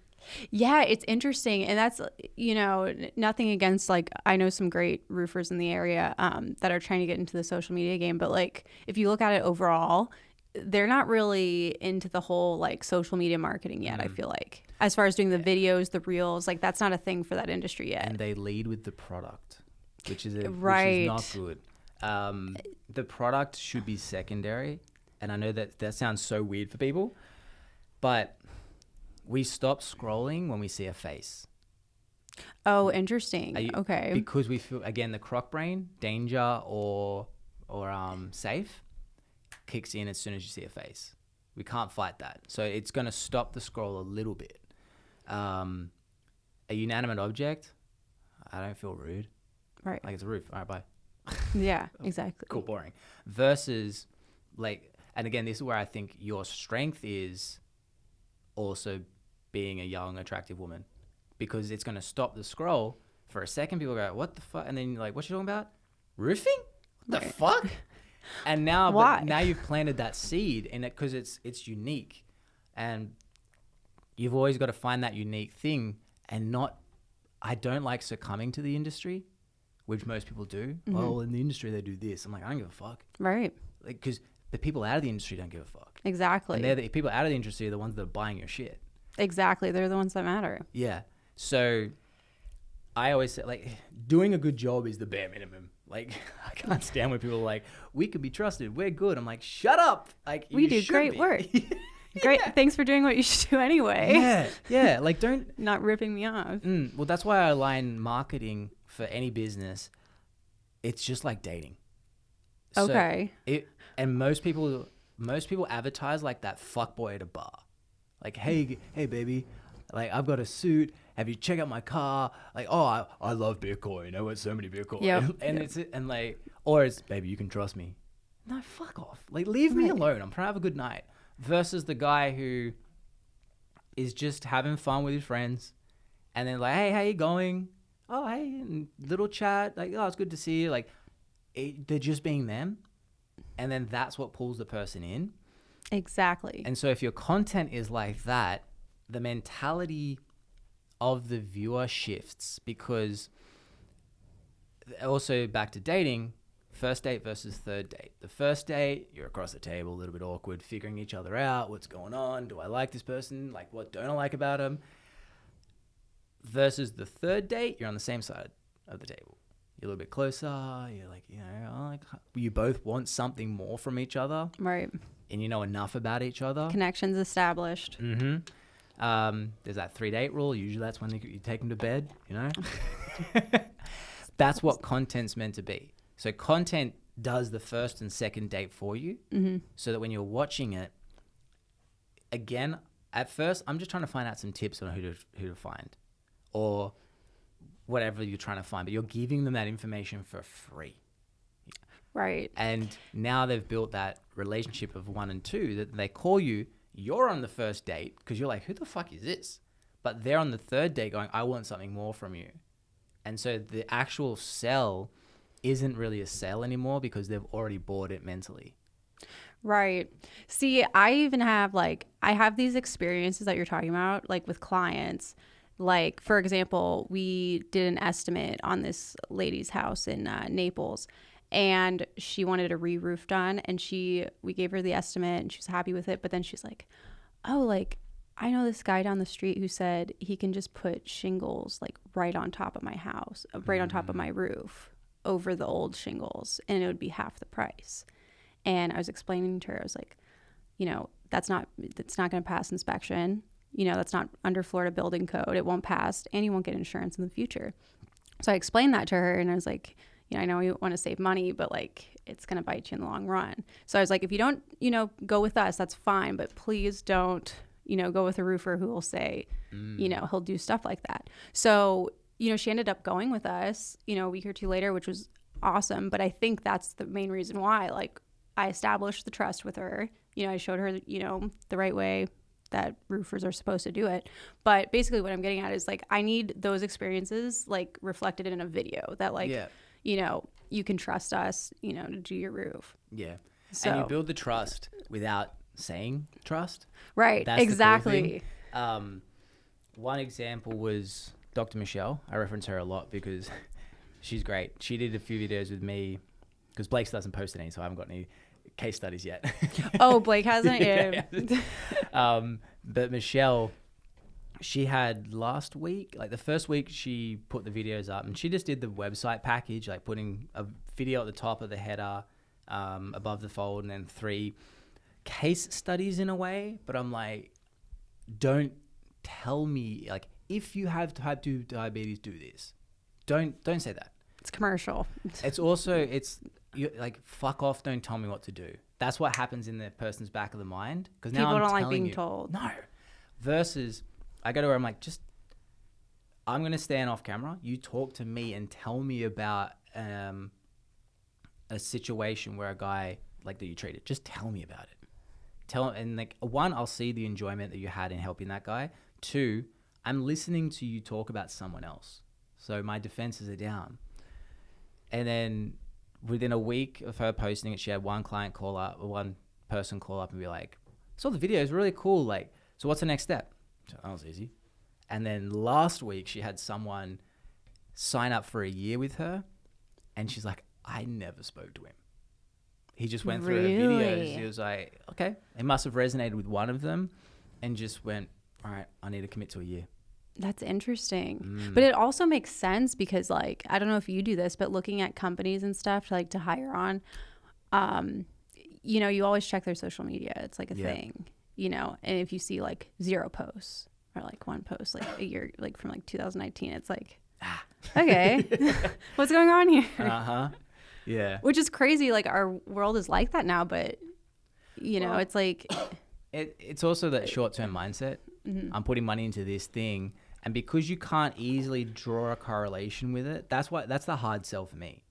I'm like, you're going to be posting this stuff and it's not going to make sense. But people already do that with billboards. They do that with television commercials. But something about social media, they can't do it's proven to work. Right, sort of that's true. But a billboard versus do some videos, then do paid advertising. Like even just the ad spend, I'll be having a couple of thousand people a day seeing my stuff in Southwest Florida. You're not going to have that many people seeing a billboard. No. Let alone remembering it. No, absolutely not. You know, the only one I've seen that's been successful is that termite guy with the dwarf. Oh, I don't think I've seen that one. Is it in Termite Naples? Terminator? Like off 75 or something? I don't know. I haven't seen that one. I think he's up Fort Myers way. Yeah, no, you're totally right. Unless you absolutely like kill it with a billboard and people are like, oh my gosh, someone actually did that. I don't think people are really going to remember. No. It's just so much. It's just psychology. I know. I just looked up prices a couple weeks ago and just out of curiosity, I couldn't believe it. How much is a billboard? It depends where, like if you have like a prime spot, I've seen $10K a month. Like prime spot off the interstate. For just the billboard? Just the billboard. Do you know what you could get for $10K a month with social media? Bruh. Oh, so much. I just told you $40K a month for a realtor and your eyes blew out of you. That's 4 billboards. And this guy is marketing and reaching hundreds of thousands of people. In minutes or hours. Like it's just crazy to me. So yeah, the billboard thing, no. So really, I've just got to find someone who has a billboard and be like, I'll take 1 billboard from you. That's it. and just trust me. You know what? There you go. That's a good selling technique. Yeah. And be like, hey, do you have a billboard or multiple by any chance? Yeah. If you just take one of those down. Bro. I think I just found out my new there tactic. You go. Anyone out there looking who has a billboard, I'll get better results for you. I got you. Or your money back. Yeah.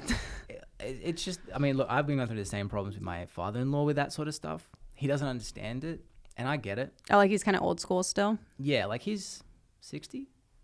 So he's always like, well, if we move our shop and we move the shop here, it's more visible. And I go, Steve, I've been paying $10 a day, and I think 3,000 to 7,000 people a week see it.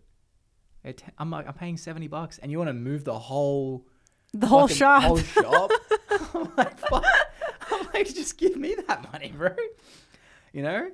So no, it's wild. Yeah, but it's funny when I tell people I'm going to spend I'm going to invest. I don't like spend. It's not spending. I'm investing $1,000 a month. People go, in ad spend? I'm like, that's a year. That's it. That's the whole year is the same as 1 month of a billboard. Exactly, and it's so funny. Like when you break it down like that. Like I was saying earlier, I can spend like, $1,500 or something a month on leads or something like that, and then I get one roofing job and it's paid off for months. Like, yeah, you know what I mean? So it's just like interesting. But I kind of had to convince my business partner, that's how you have to look at it, because he's kind of more old school too. Yeah, You gotta see the big picture. That's the biggest trick. It is, yeah. That's why when I said because even the guy I was talking to, I was prepared to pay. I think I was gonna pay 20. I was gonna do $20 a day. Fuck, maybe I'm paying less. I'm eventually going to get up to $20 a day, maybe even 40. But $20 a day is still only $600 right a month, plus his fee. So, but he was like, "Oh, we'll start with like $2 a day." I'm like, "Nah, fuck that, dude. We're smashing this shit." Right? No, I'm like, bump it up, no. bro. I'm like, I just want to hit this hard because, again, that short-term expense, and I'll still market beyond that anyway. Right. Because it's just like, even though Facebook, they say, is declining, and it is compared to 5 years ago, it's still so powerful compared to stuff like a billboard or a paid especially ad. For my market too. I mean, I'm not sure about yours, but like, the people I'm targeting in Naples, usually their age group is older, homeowners. They're on Facebook now. Who's on Facebook the most? Yep. These older people, I feel like, our parents' age, 50s, 60s, scrolling through Facebook. Maybe some of the wives don't work. Yeah. That's what they're doing. Pretty much. And the other thing too is you can't. So the cool thing with social media as well is you can pre-qualify people. Okay. Which you can't with the other forms. So an example was with the pest control. The thing that got my foot in the door with the in-laws was they spent $4,000 on a TV commercial, and to advertise. What was it? To advertise for. It was meant to be to get people to work there, but it was so vague that I was like, I don't even know what you like. I didn't get that. Like, what's the goal? Yeah. Like, So I said to them, okay, $4,000, give me half that money, and watch what I can do. Because I go, here's the problems. Someone has to see your ad, then go to the computer, remember your name, and then fill it out. You're assuming they're seeing that right then and there, and they're looking for a job, and they're going to go right to the computer that second. But also, you've got, like, what are the problems where you can't hire people? Criminal record, driving record, all these, like, afraid of heights, afraid of, crawl spaces, all these things. You don't find that out until they get into the freaking doors, and now you've just wasted at least an hour on that one person. Exactly. You do that with 5 people, there's 5 hours gone. Versus, I shot a little, like, actually for that one, I didn't even do a video. I just did images because I was in Australia. And I did that radius around, but then I had a type form pre-qualifying questions thing. So you could tap straight, like you see it, tap it, goes into the type form, name, name, area you live in, or like phone number, email, blah, blah, blah. And then it would be like, are you comfortable with heights? Are you comfortable in crawl spaces? Do you have a driving violation in the last 5 years? If so, what is it? Criminal record, like all these pre-qualifying questions. We had 50 people apply in, I think it was 2 days. That's crazy. And then from that, 35 were duds. but we didn't call them. So that's successful. Because I'm like, cool. You that's save so much time. So much time. 35 were duds. 10 were on the line, and then 5 were great. And it's funny because I still had to overcome this thing. Because he goes, well, we normally get 100 coming in. And I go, yeah, but that's 100 pieces of paper. I'm like, you had 50 in 2 days. Right. And he goes, but only 5 were good. I'm like, how many of that 100 that you have to read through were good? And so I had this, the next step was getting him past quantity and seeing quality. Exactly. But I'm like, dude, you got to shift the mindset. Yeah. 2 days. And I think out of the ad spend, I mean, I barely spent anything. So I profited a lot because I was like, this is great. But he got everything he wanted in 2 days versus the ad, which was like TV ads. Their whole marketing for companies is we have X amount of impressions. You know, like we have 300,000 people see it. They count an impression on a website, which is, it can just be on the website. I don't see it. You know, Facebook still, they do their impressions like that. They can whatever. But with Facebook, it's cool because you can see, all right, this many people clicked through. This many people went to this, that went. And you can then also fine tune it versus they just do the shotgun approach with TV. But also no one really, like, who sits and watches the ads anymore? Exactly. And you mute, walk away. Yeah. Or another thing, like if you're sitting on your couch, usually you have your phone. Commercial comes on. You're on your phone. You're on your phone. I mean, it's kind of sad to think because we're so like tuned into our screens, but it's true. Or you go and do something else and then you come back and your show's back on, you know? So that's why I don't really get commercials anymore. Unless it's like a, you know, Super Bowl commercial or something, maybe. But and same with the billboard. Yeah. Why is someone not looking at the road? Look at the road. Yeah, isn't that funny? That's so true. Road. Like, oh, but it's on the 75. A lot of people pass it. Yeah, at 75 miles an hour. Exactly. And 75 is scary enough when you're paying attention. I know. And, but yeah, so that's what I would end up suggesting. And going through a bunch of Q&As and basically just finding what is it you like, answer all the time. What are the things you always are answering? That example you used before, that's a piece of content. And it's you don't name anyone, but you're just like, this was a scenario where a lady almost bought something and she would have been legally fucked. Exactly. We'll find different wording, but you know, that's the point. And then people go, oh, I don't want that to be me. Right. And then you can explain it. And you explain it in a way where it's just matter of fact. It's not, you know, pushy. Because we helped. Yeah. Like that's another thing. Like I feel like some roofers have like this almighty attitude. Like, you know, like we're the best. Like we do this. We're the best prices, everything. And like, no. It's that fuckboy at a bar, yeah, baby. it's tough. Like contractors, I mean, I'll probably get some flack for this, but they have this very like self-righteous, like we do the best work, like and all this stuff. Like, yeah, it's not my jam. That's not salespeople. They're like, I'm the same. I'm calling this podcast the #1 podcast in Southwest Florida. It's been out for 2 weeks. But I mean, that's different, point. You know? It's like, that's such a different thing. It's like... I think, yeah. So, and it's like sales guys, we're all like that. Like, I know, but it took me a long time to not be like that. And it's fucking hard. Whereas, like, it's more like, I know I'm good, but I'm not going to say that unless I'm being like facetious. Like, exactly, I'm like, yeah. I'm fucking great. Like, I'm not saying it like, but you do that through the actions of, again, educating. But the cool thing with what you can do is like it's more like a slightly edutainment, like educational entertainment. I see what you did there. Yeah. By having all the things coming out so it's entertaining, it's not like just you standing at the camera going, these are the 3 things to be careful of. Right, exactly. See, this is why I need you, is like I have the information and, you know, the experiences and everything. I just need you to help me put it into like video format. Yeah. Which I can't do. Fuck yeah. Easy for you.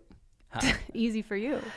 Well, I do go through the thing that makes people laugh. I go, just so you know, I go through the same emotional roller coaster with every job. Like, so when I went with Blake, super excited, can't wait, going and like. Oh, and you went to New Orleans too. Yeah, like, that was exciting. Like, this is awesome. Like, I can get used to this live. And then after we filmed it, I get back and I go to Stacey. I'm like, I'm fucked.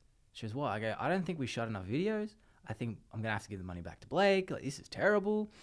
End up had way more videos than I thought. I'm like, oh, this is all right. But it's the same emotional roller coaster for me with everyone. Right, because you want the product to be good too. But every time after a shoot, I go back going, I need to give the money back. Are you serious? Every single time. I don't know why. And you just put on a good face and you're like, we got it. We got the material. I'm going to go home. Yeah. And then you're like, oh shit. Every time. The car ride home is the same like mental bashing. I'm fucked. I'm going to have to give the money back to him. I'm screwed. Actually, maybe that's like a thing business owners go through. I mean, when they're really passionate about what they do, like, I mean, I even do that sometimes. Like, if we put a roof on, like halfway through, like it's supposed to rain the next day, I'm like, we're fucked. Like, we're gonna have to tarp the lady's house. She's gonna give us a bad review, whatever. And I'm like, it's gonna be fine. Yeah, it's gonna be fine. We're problem solvers. I think you probably need that mentality though, because if you don't, if you're like, we're good. And everything is not good. The roof is falling in. You're like, it's fine. Everything is fine. It's like that meme where the dog is in the house burning down. It's like, everything is fine. I love that meme. I've used that meme so many times in my life. That's probably my most used meme. Everything is fine. Kind of side note, but what did you think of New Orleans? I liked it. Kind of it's bizarre place. It's a bizarre place, but I was with people I like. Yeah, Jordan and Blake and you, I knew like that was going to be a fun weekend. It was. Even though it was for work, I knew you guys would make it fun. And it's like, I enjoyed it. Bourbon Street was fun. I said to Stace, that's right, we were meant to go there. I know, that was the funniest thing ever. I'm like, Jordan goes, I don't think New Orleans is happening. I'm like, that's cool. For our social get together, and then I see on Blake's Snapchat or his Instagram, he's there, and I'm like, he goes, yeah, man, you guys have to come sometime. I'm like, it was meant to be this weekend. He's like, oh yeah, dude. After that, he literally put his phone on. He's like, I think I fucked up. It's like, because even Stacey, she goes, aren't we going to New Orleans? I'm like, I think it's off, and then I'm like, motherfuckers are there. I know. Yeah, honestly, Jordan and I deal with this. Like, love Blake to death. Poor guy. He has so much going on that sometimes I don't even think he knows where he's at. He like every time I speak to him, I'm like, so where are you now? He goes, oh, I'm over here. Like, even that trip when I was there, the morning of the second day I was there, he goes, I think I have to go to Texas at some time soon. There's a thing going on there. It'd be really good to go. 4 hours later, he goes in the car. He goes, yeah, I'm going to Texas. I'm going to get on a flight in a couple of hours. And Jordan's like, huh? Yeah. Even Jordan didn't know. I know. And Jordan, I told her when she started working for him, I was like, this is something you're going to have to get used to. I think that's just entrepreneur mentality though, because my wife feels the same with me. Oh, I'm sure. You know, and the tricky thing too is she's always like, you just don't seem like you have a plan. I'm like, no, I do. Like, even this podcast, she's like, what are you doing? You need to be getting clients. And I'm like, I just need you to trust me, because on the surface, it looks like I'm doing a shitload of different things. Right. But I said I'm like, just trust me on this. It'll pay itself off. It makes sense in my head, and I'm not someone who likes to explain shit sometimes. Right. But it's, again, I said to her, I'm like, I can't be telling people, like, create content, do this and do that, and not be the number one known person in the area. Right. I get what you're saying. If I'm the marketing guy, I have to be the guy who's known so well because he markets so fucking hard. You need the backing. Yeah. And also I said to her, I'm like, you know that I go to face-to-faces all the time. I see you at a lot of networking stuff. That was funny at the Naples one last time I went. That was so funny. And I was speaking to Karen, and like she was Karen, who's Patrick, I think his name is. Yeah. Yeah, Patrick's number Patrick's 2. the realtor. Yeah, so Karen, not Karen from HR, the other Karen, the blonde lady. Yes, I always mix them up. Yeah, so I was chatting to her, and you know, she obviously found out I've recently moved from the other side of the world. Then you walk in, I'm like, hey, and then Karen from HR, I'm like, hey, and then someone else, I'm like, hey, and then Yami from Sui CPA, yeah, I'm like, hey, and she's like, how the fuck do you know all these people? Like, you're new here. And I was like, I don't know. Isn't it funny? And also I feel like Naples is such a small, big town in a sense. True. That like, you know what I mean? Like everyone's like interconnected somehow. Yeah. And that's why I said to Stace, I'm like, I have to do face-to-faces anyway. If you want me to sell stuff, I have to do it. In this town you have to. Yeah. And that's why I did the podcast. Because I was like, I may as well two birds, one stone. Exactly. And the cool thing too with this is I can then also have face-to-faces with people that aren't in those networking things. You know? Exactly. You're reaching more people. Yeah, like John, who I had an episode with last week, comes out this Monday.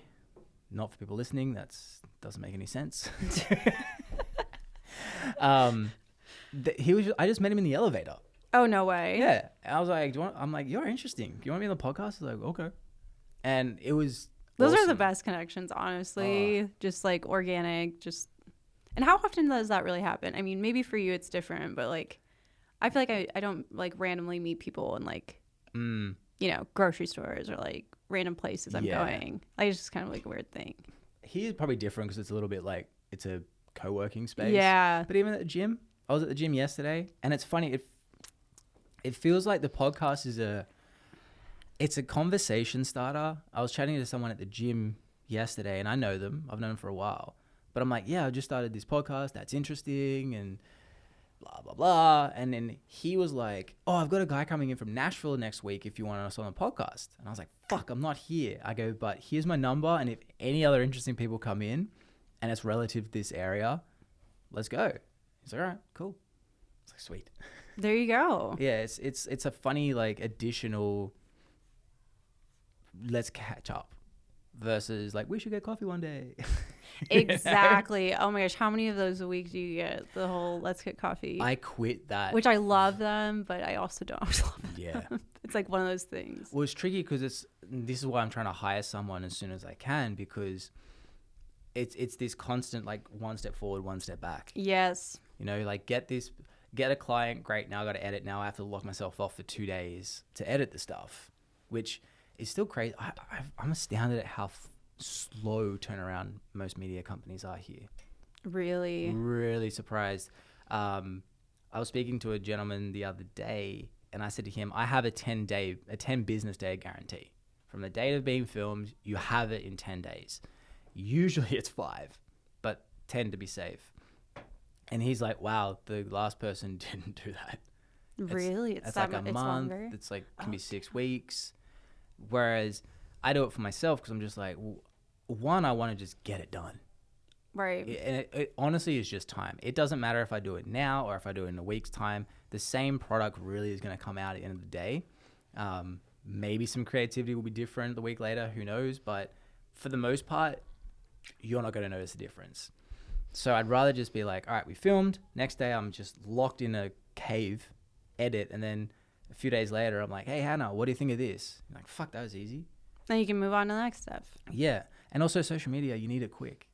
That's true. You know? So like once you get in that rhythm of like, here's the plan for this month, let's do it. Let's schedule a time next month, do it. And then you get in that routine. It has to be quick. It can't be like, oh yeah, I'll get around to it. Yeah. Yeah, that is actually true with your industry. But this industry doesn't seem to catch up with that. Really? You think so? It took 6 weeks for us to get photos of Stacey's pregnancy photos. Really? 6 fucking weeks. And then we got them and we were like, can we just get the raws? We'll edit them ourselves. No kidding. That's wild. Yeah. Even like we filmed the pregnancy. It took me 4 weeks to edit, but it was 60 hours of editing because it wasn't just put some beautiful cinematics over it and just, put some music. It was like a fucking story. I don't know if you ever saw it. It's like a full. I think I did. I was going through 18 months of content. That's so awesome, though. Yeah. That's a really cool thing. That's so worth it, too. And I had guys call me and go, dude, I was fucking bawling. Like, dudes. Because it's like this cool, like, because Sienna was born literally 3 years and a couple of hours after the moment we met. Oh my gosh, that's so cool. Yeah. So there was that, and then I had this cutting in. So you see our relationship develop across the 3 years, and then the payoff at the end. That's super cool. I bet also guys called you and they're probably like, shit, man, like you're making me look bad. Luckily I didn't have any of them. Like, can you do this for me? Yeah. But it was so like, I don't know. It was cool. It was because I don't like being normal. Yeah. So I was like, I need this to be unique. It's like 40 1,000 views on YouTube or something now. Oh, that's so cool. It's like popped off like crazy. Let's see. I want to find out. We'll find out live on this podcast. What's your bet? My bet's like, I'm going to say 42,000. 65. 65. Wow. It's a cool thing. That's good. Oh, I forgot the internet here sucks. Really? In the office buildings, the internet I'm sucks? not attacking the Wi-Fi. I haven't. I didn't have the. I didn't have the password for the Wi-Fi, and I didn't have the patience to sort of sign in for this. No one wants to hear me just fumble around my phone. All right, we're not going to find out. It's disappointing. All right, well, after this, we'll have a bet. It's telling me to... Dude, Naples internet, I'm going to just... Look, they need to fix their Neapolitan internet. I mean, it's not like they're, like, short on cash. Yeah. So literally, the place I just came from, no internet. In, like, the networking place, no internet. And then I get here, fuck all internet. What? That's so weird. This is a rich area. Like, you've got multi-million-dollar houses, but not a tower for... It's very strange to me. I don't get it. Mm. I heard someone say recently, now that I'm saying this out loud, something to do with the fact that it's flat. So you can't, like with the mountainous areas, you can put the tower at the top of the mountain. It reaches more areas. But because it's flat, they can't do that. I was like, just build a fucking mountain there. Yeah, or something. Yeah, we need that. Just a taller pole. Yeah. Like, just how hard can it be? Like, I don't know anything about this, but I feel like we could figure this out. 100%. Just put some metal together. We'll find a welder. Exactly. It can't be that difficult. Why don't they talk to us about these things? We're problem Why solvers. don't they consult us? Mm-hmm. Honestly. So I got a few questions actually. Let's hear it. Holy shit, hour and 40. You're right. Time flies. It goes fucking quick. So with the roofing, how did you get into it? Because we kind of skipped all over that. Honestly, so I think I told you, like, I was about to graduate from FGCU, and my whole plan was to go to law school. I have, like, some lawyers in my family, and I was like, that's what I want to do. And, then coronavirus happened. I was working at a law firm for a while, and I was like, I don't know if this is, like, what I want to do. And everything was online, too, at that point. So I was like, I think I should start a business. Like, I don't know what it is, but I know that's what I want to do. I want to be my own boss. And actually through one of Blake's friends, James, I met him. We became friends, and he wanted to start something down here too. And he kind of had the background in roofing, and my family has had businesses in the area for a while. So we kind of like leveraged my name, and, we're looking for markets that had a need. And he was like, what about roofing? I mean, it's become really saturated now, but yeah, it's kind of how I got into it. And he was like, you're good at, like, office stuff, client management, marketing, that kind of stuff. And then he handles, the whole production side of it, the crews and supervision and stuff. Gotcha. So we kind of took our strengths and divided them, and now we're doing the roofing thing. So that makes sense. Yeah. That's cool. So how long did it take you to get up and running? I would say maybe 2 months or so. Really? Couple months. Yeah. Shit. Yeah. But I mean, I will say we did have to wait for, like, our licensing and stuff to go through. So that was the longest part of it. Yeah. So we had the company, but we just had to, like, wait to make sure our licensing and everything was good to go.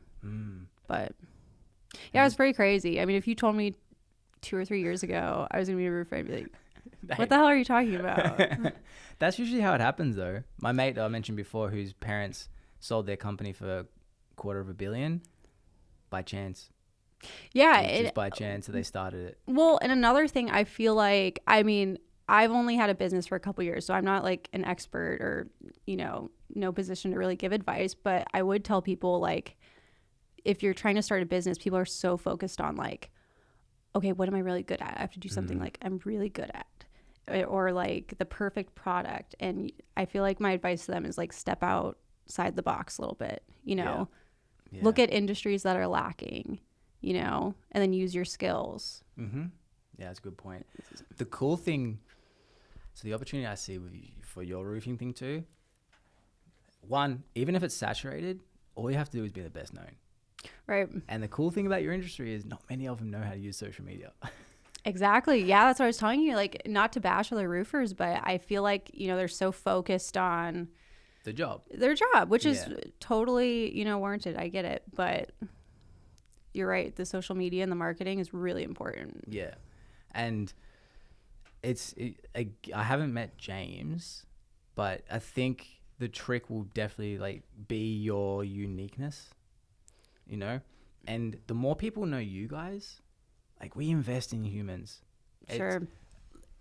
There's a reason why if your family member, like say you had something that was $100, but your family member was selling it for 110, you're going to buy the 110 one. Right. Because you like that person, hopefully.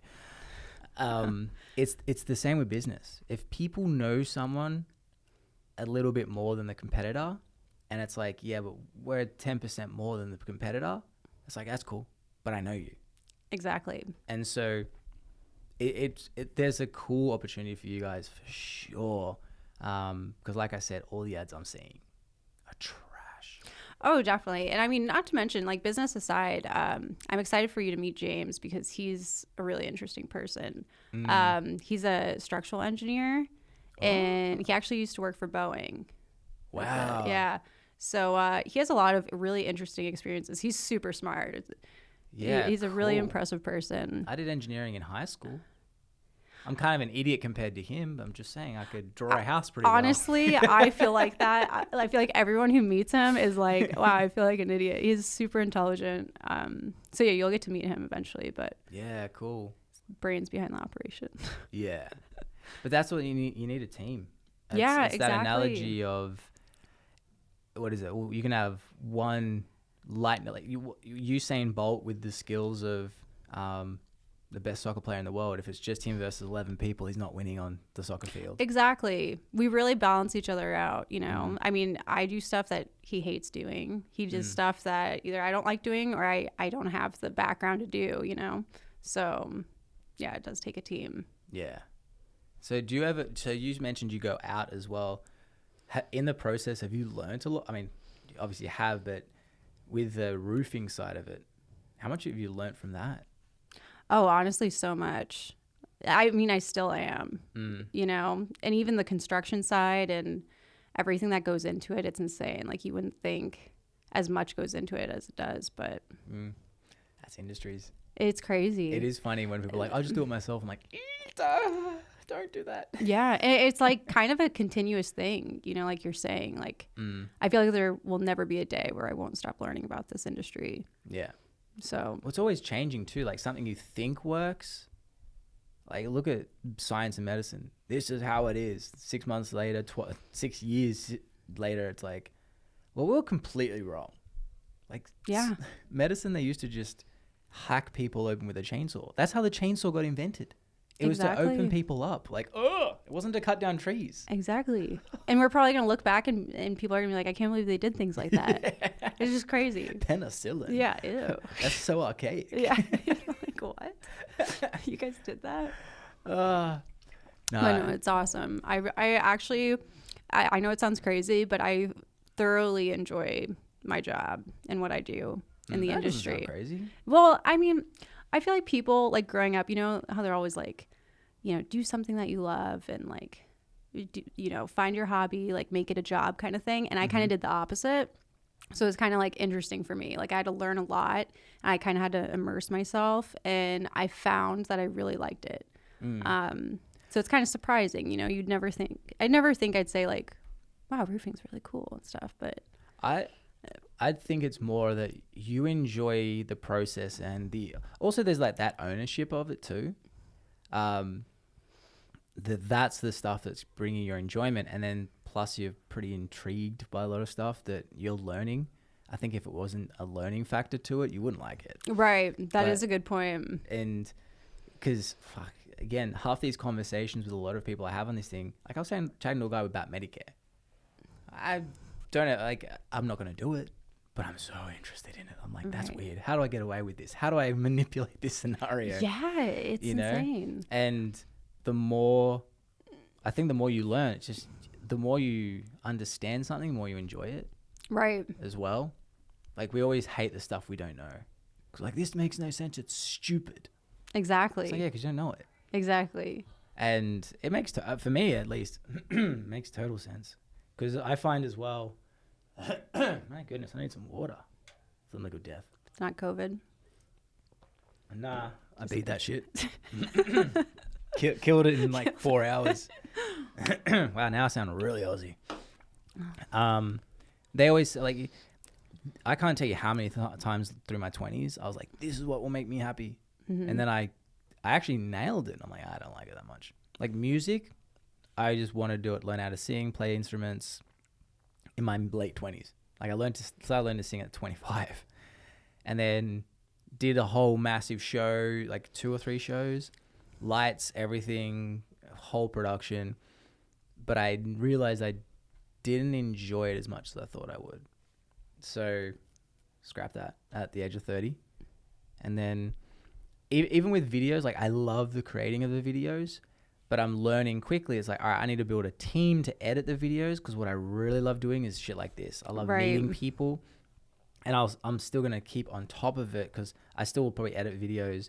Even if I had a team, I'd be editing like 1 or 2 videos a week, because it's just fun. But in terms of the real ultimate goals, which is building a team, becoming the most known person in Southwest Florida, I can't do that if I'm in the editing room 40 hours a week. Exactly. You have to outsource. Yeah. Like I'll be making good coin, but I'm an outdoors person. Meeting people, I'd go insane. Yeah, I'm the same way. That's part of the reason I didn't want to do the lawyer thing, you know. I can't be chained in an office, like chained to my desk. It's not my jam. Lawyer just seems so stressful too. My family's in law as well, and I'm just like, you just one of them always angry. I'm like, well, yeah. And like, this is not against lawyers, because I think lawyers are fantastic, but it's like they know how to work a conversation where you're like, did I say that? Fuck. No, well, technically you said this. I'm like, fuck, you're right. Right. But then they'll find out, like, no, I was right. I wasn't wrong. I couldn't do it around that type of environment. But that's from my small experience. I've got other people who they fucking love it. Oh yeah. And they some of my family members do too, but there's the other half that are like, you can see it in their eyes. They're like, God, it's just soul draining. Yeah, I had a friend who did family law, and you could tell, man, the guy was just depressed the whole time. He's like, I'm seeing families get torn apart. He goes, I don't want to do this anymore. I'm like, yeah. He goes, I thought I was getting into this is his recollection, but he's like, I thought I was getting into help people. Exactly. And it's like, that's what I realized too, is like, it's not like you have like this magic wand and you can be like, oh, this family will be together, or this, you know, I'll help this person. Like you're bound by laws that you might not even agree with. Yeah. You know? Or just bullshit. Like is bullshit. The whole Cosby thing. The fact he gets out, even though it's like, oh no, wait, you did do the thing you're accused of, but because of this loophole, because you couldn't use this piece of evidence, which was you confessing, you can come out of prison? Huh? It's so backwards. I don't understand it. Yeah. And I think that's why part of the reason I'd have such a hard time. Yeah.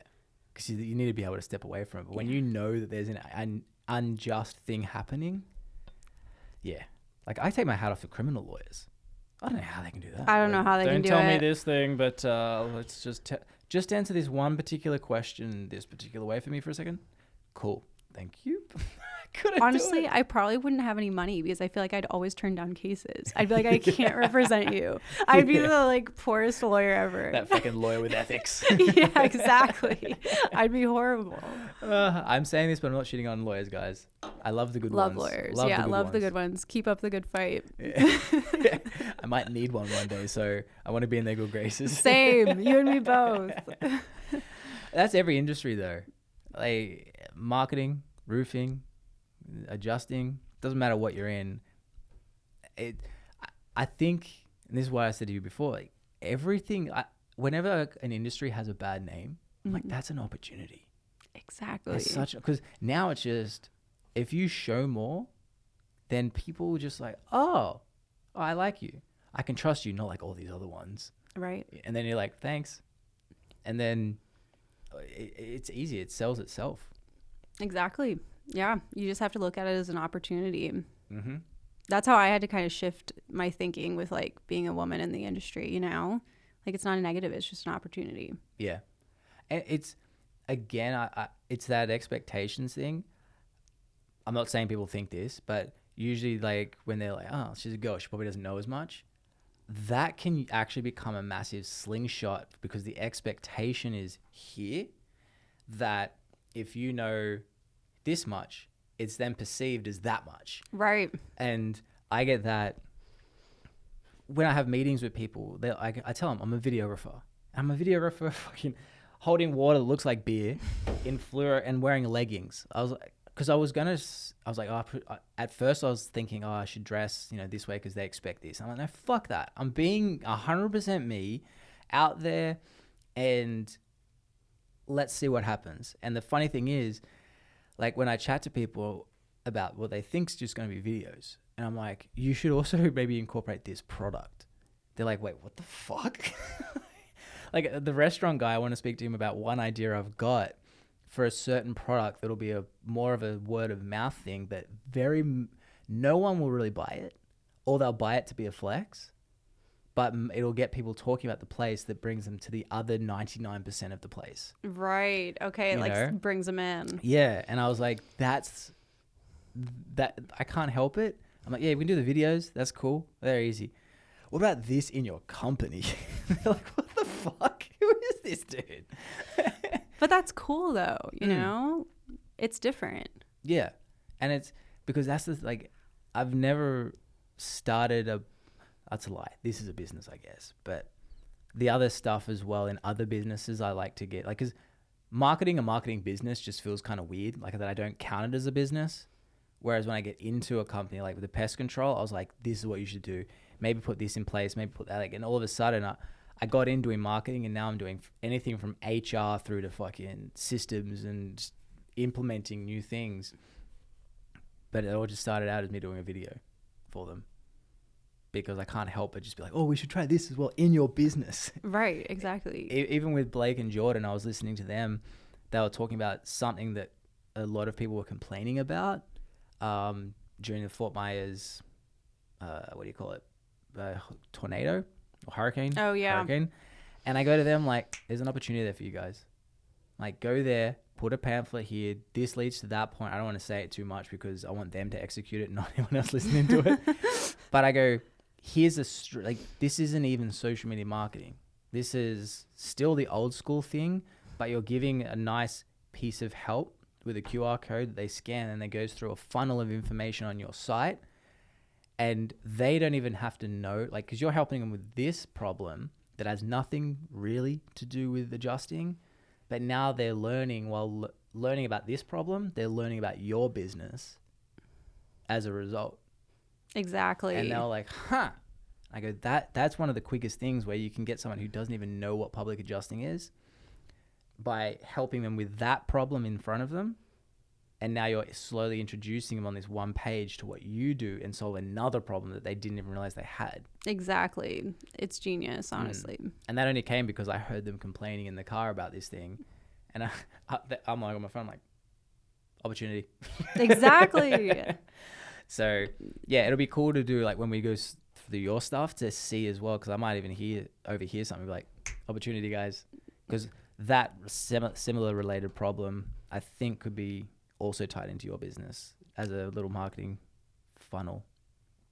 Things to think about. Yeah. I'm always open for new ideas. These ones I just don't want to say it on the podcast. I gotcha. Yeah. We'll do it after. Yeah. But yeah, no, I'm excited. I am too. I'm really excited. Let's because we won't talk prices on here.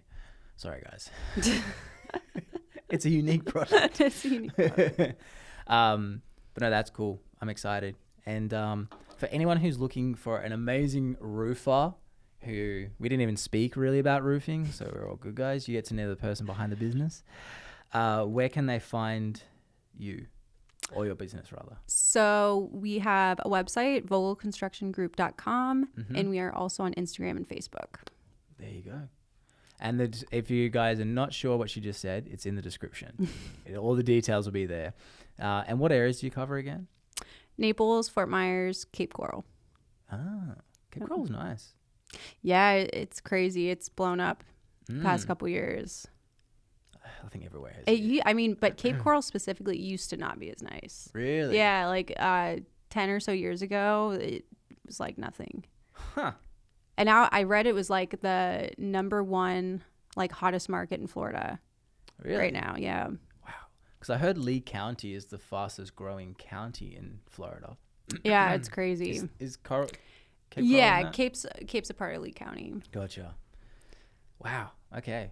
So this is the place to be, guys. Yeah, it's supposed to be. So yeah. Thank you.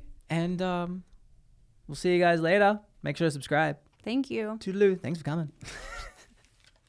Oh, out of the vortex. Wow, 2 hours on the nose. That was fun.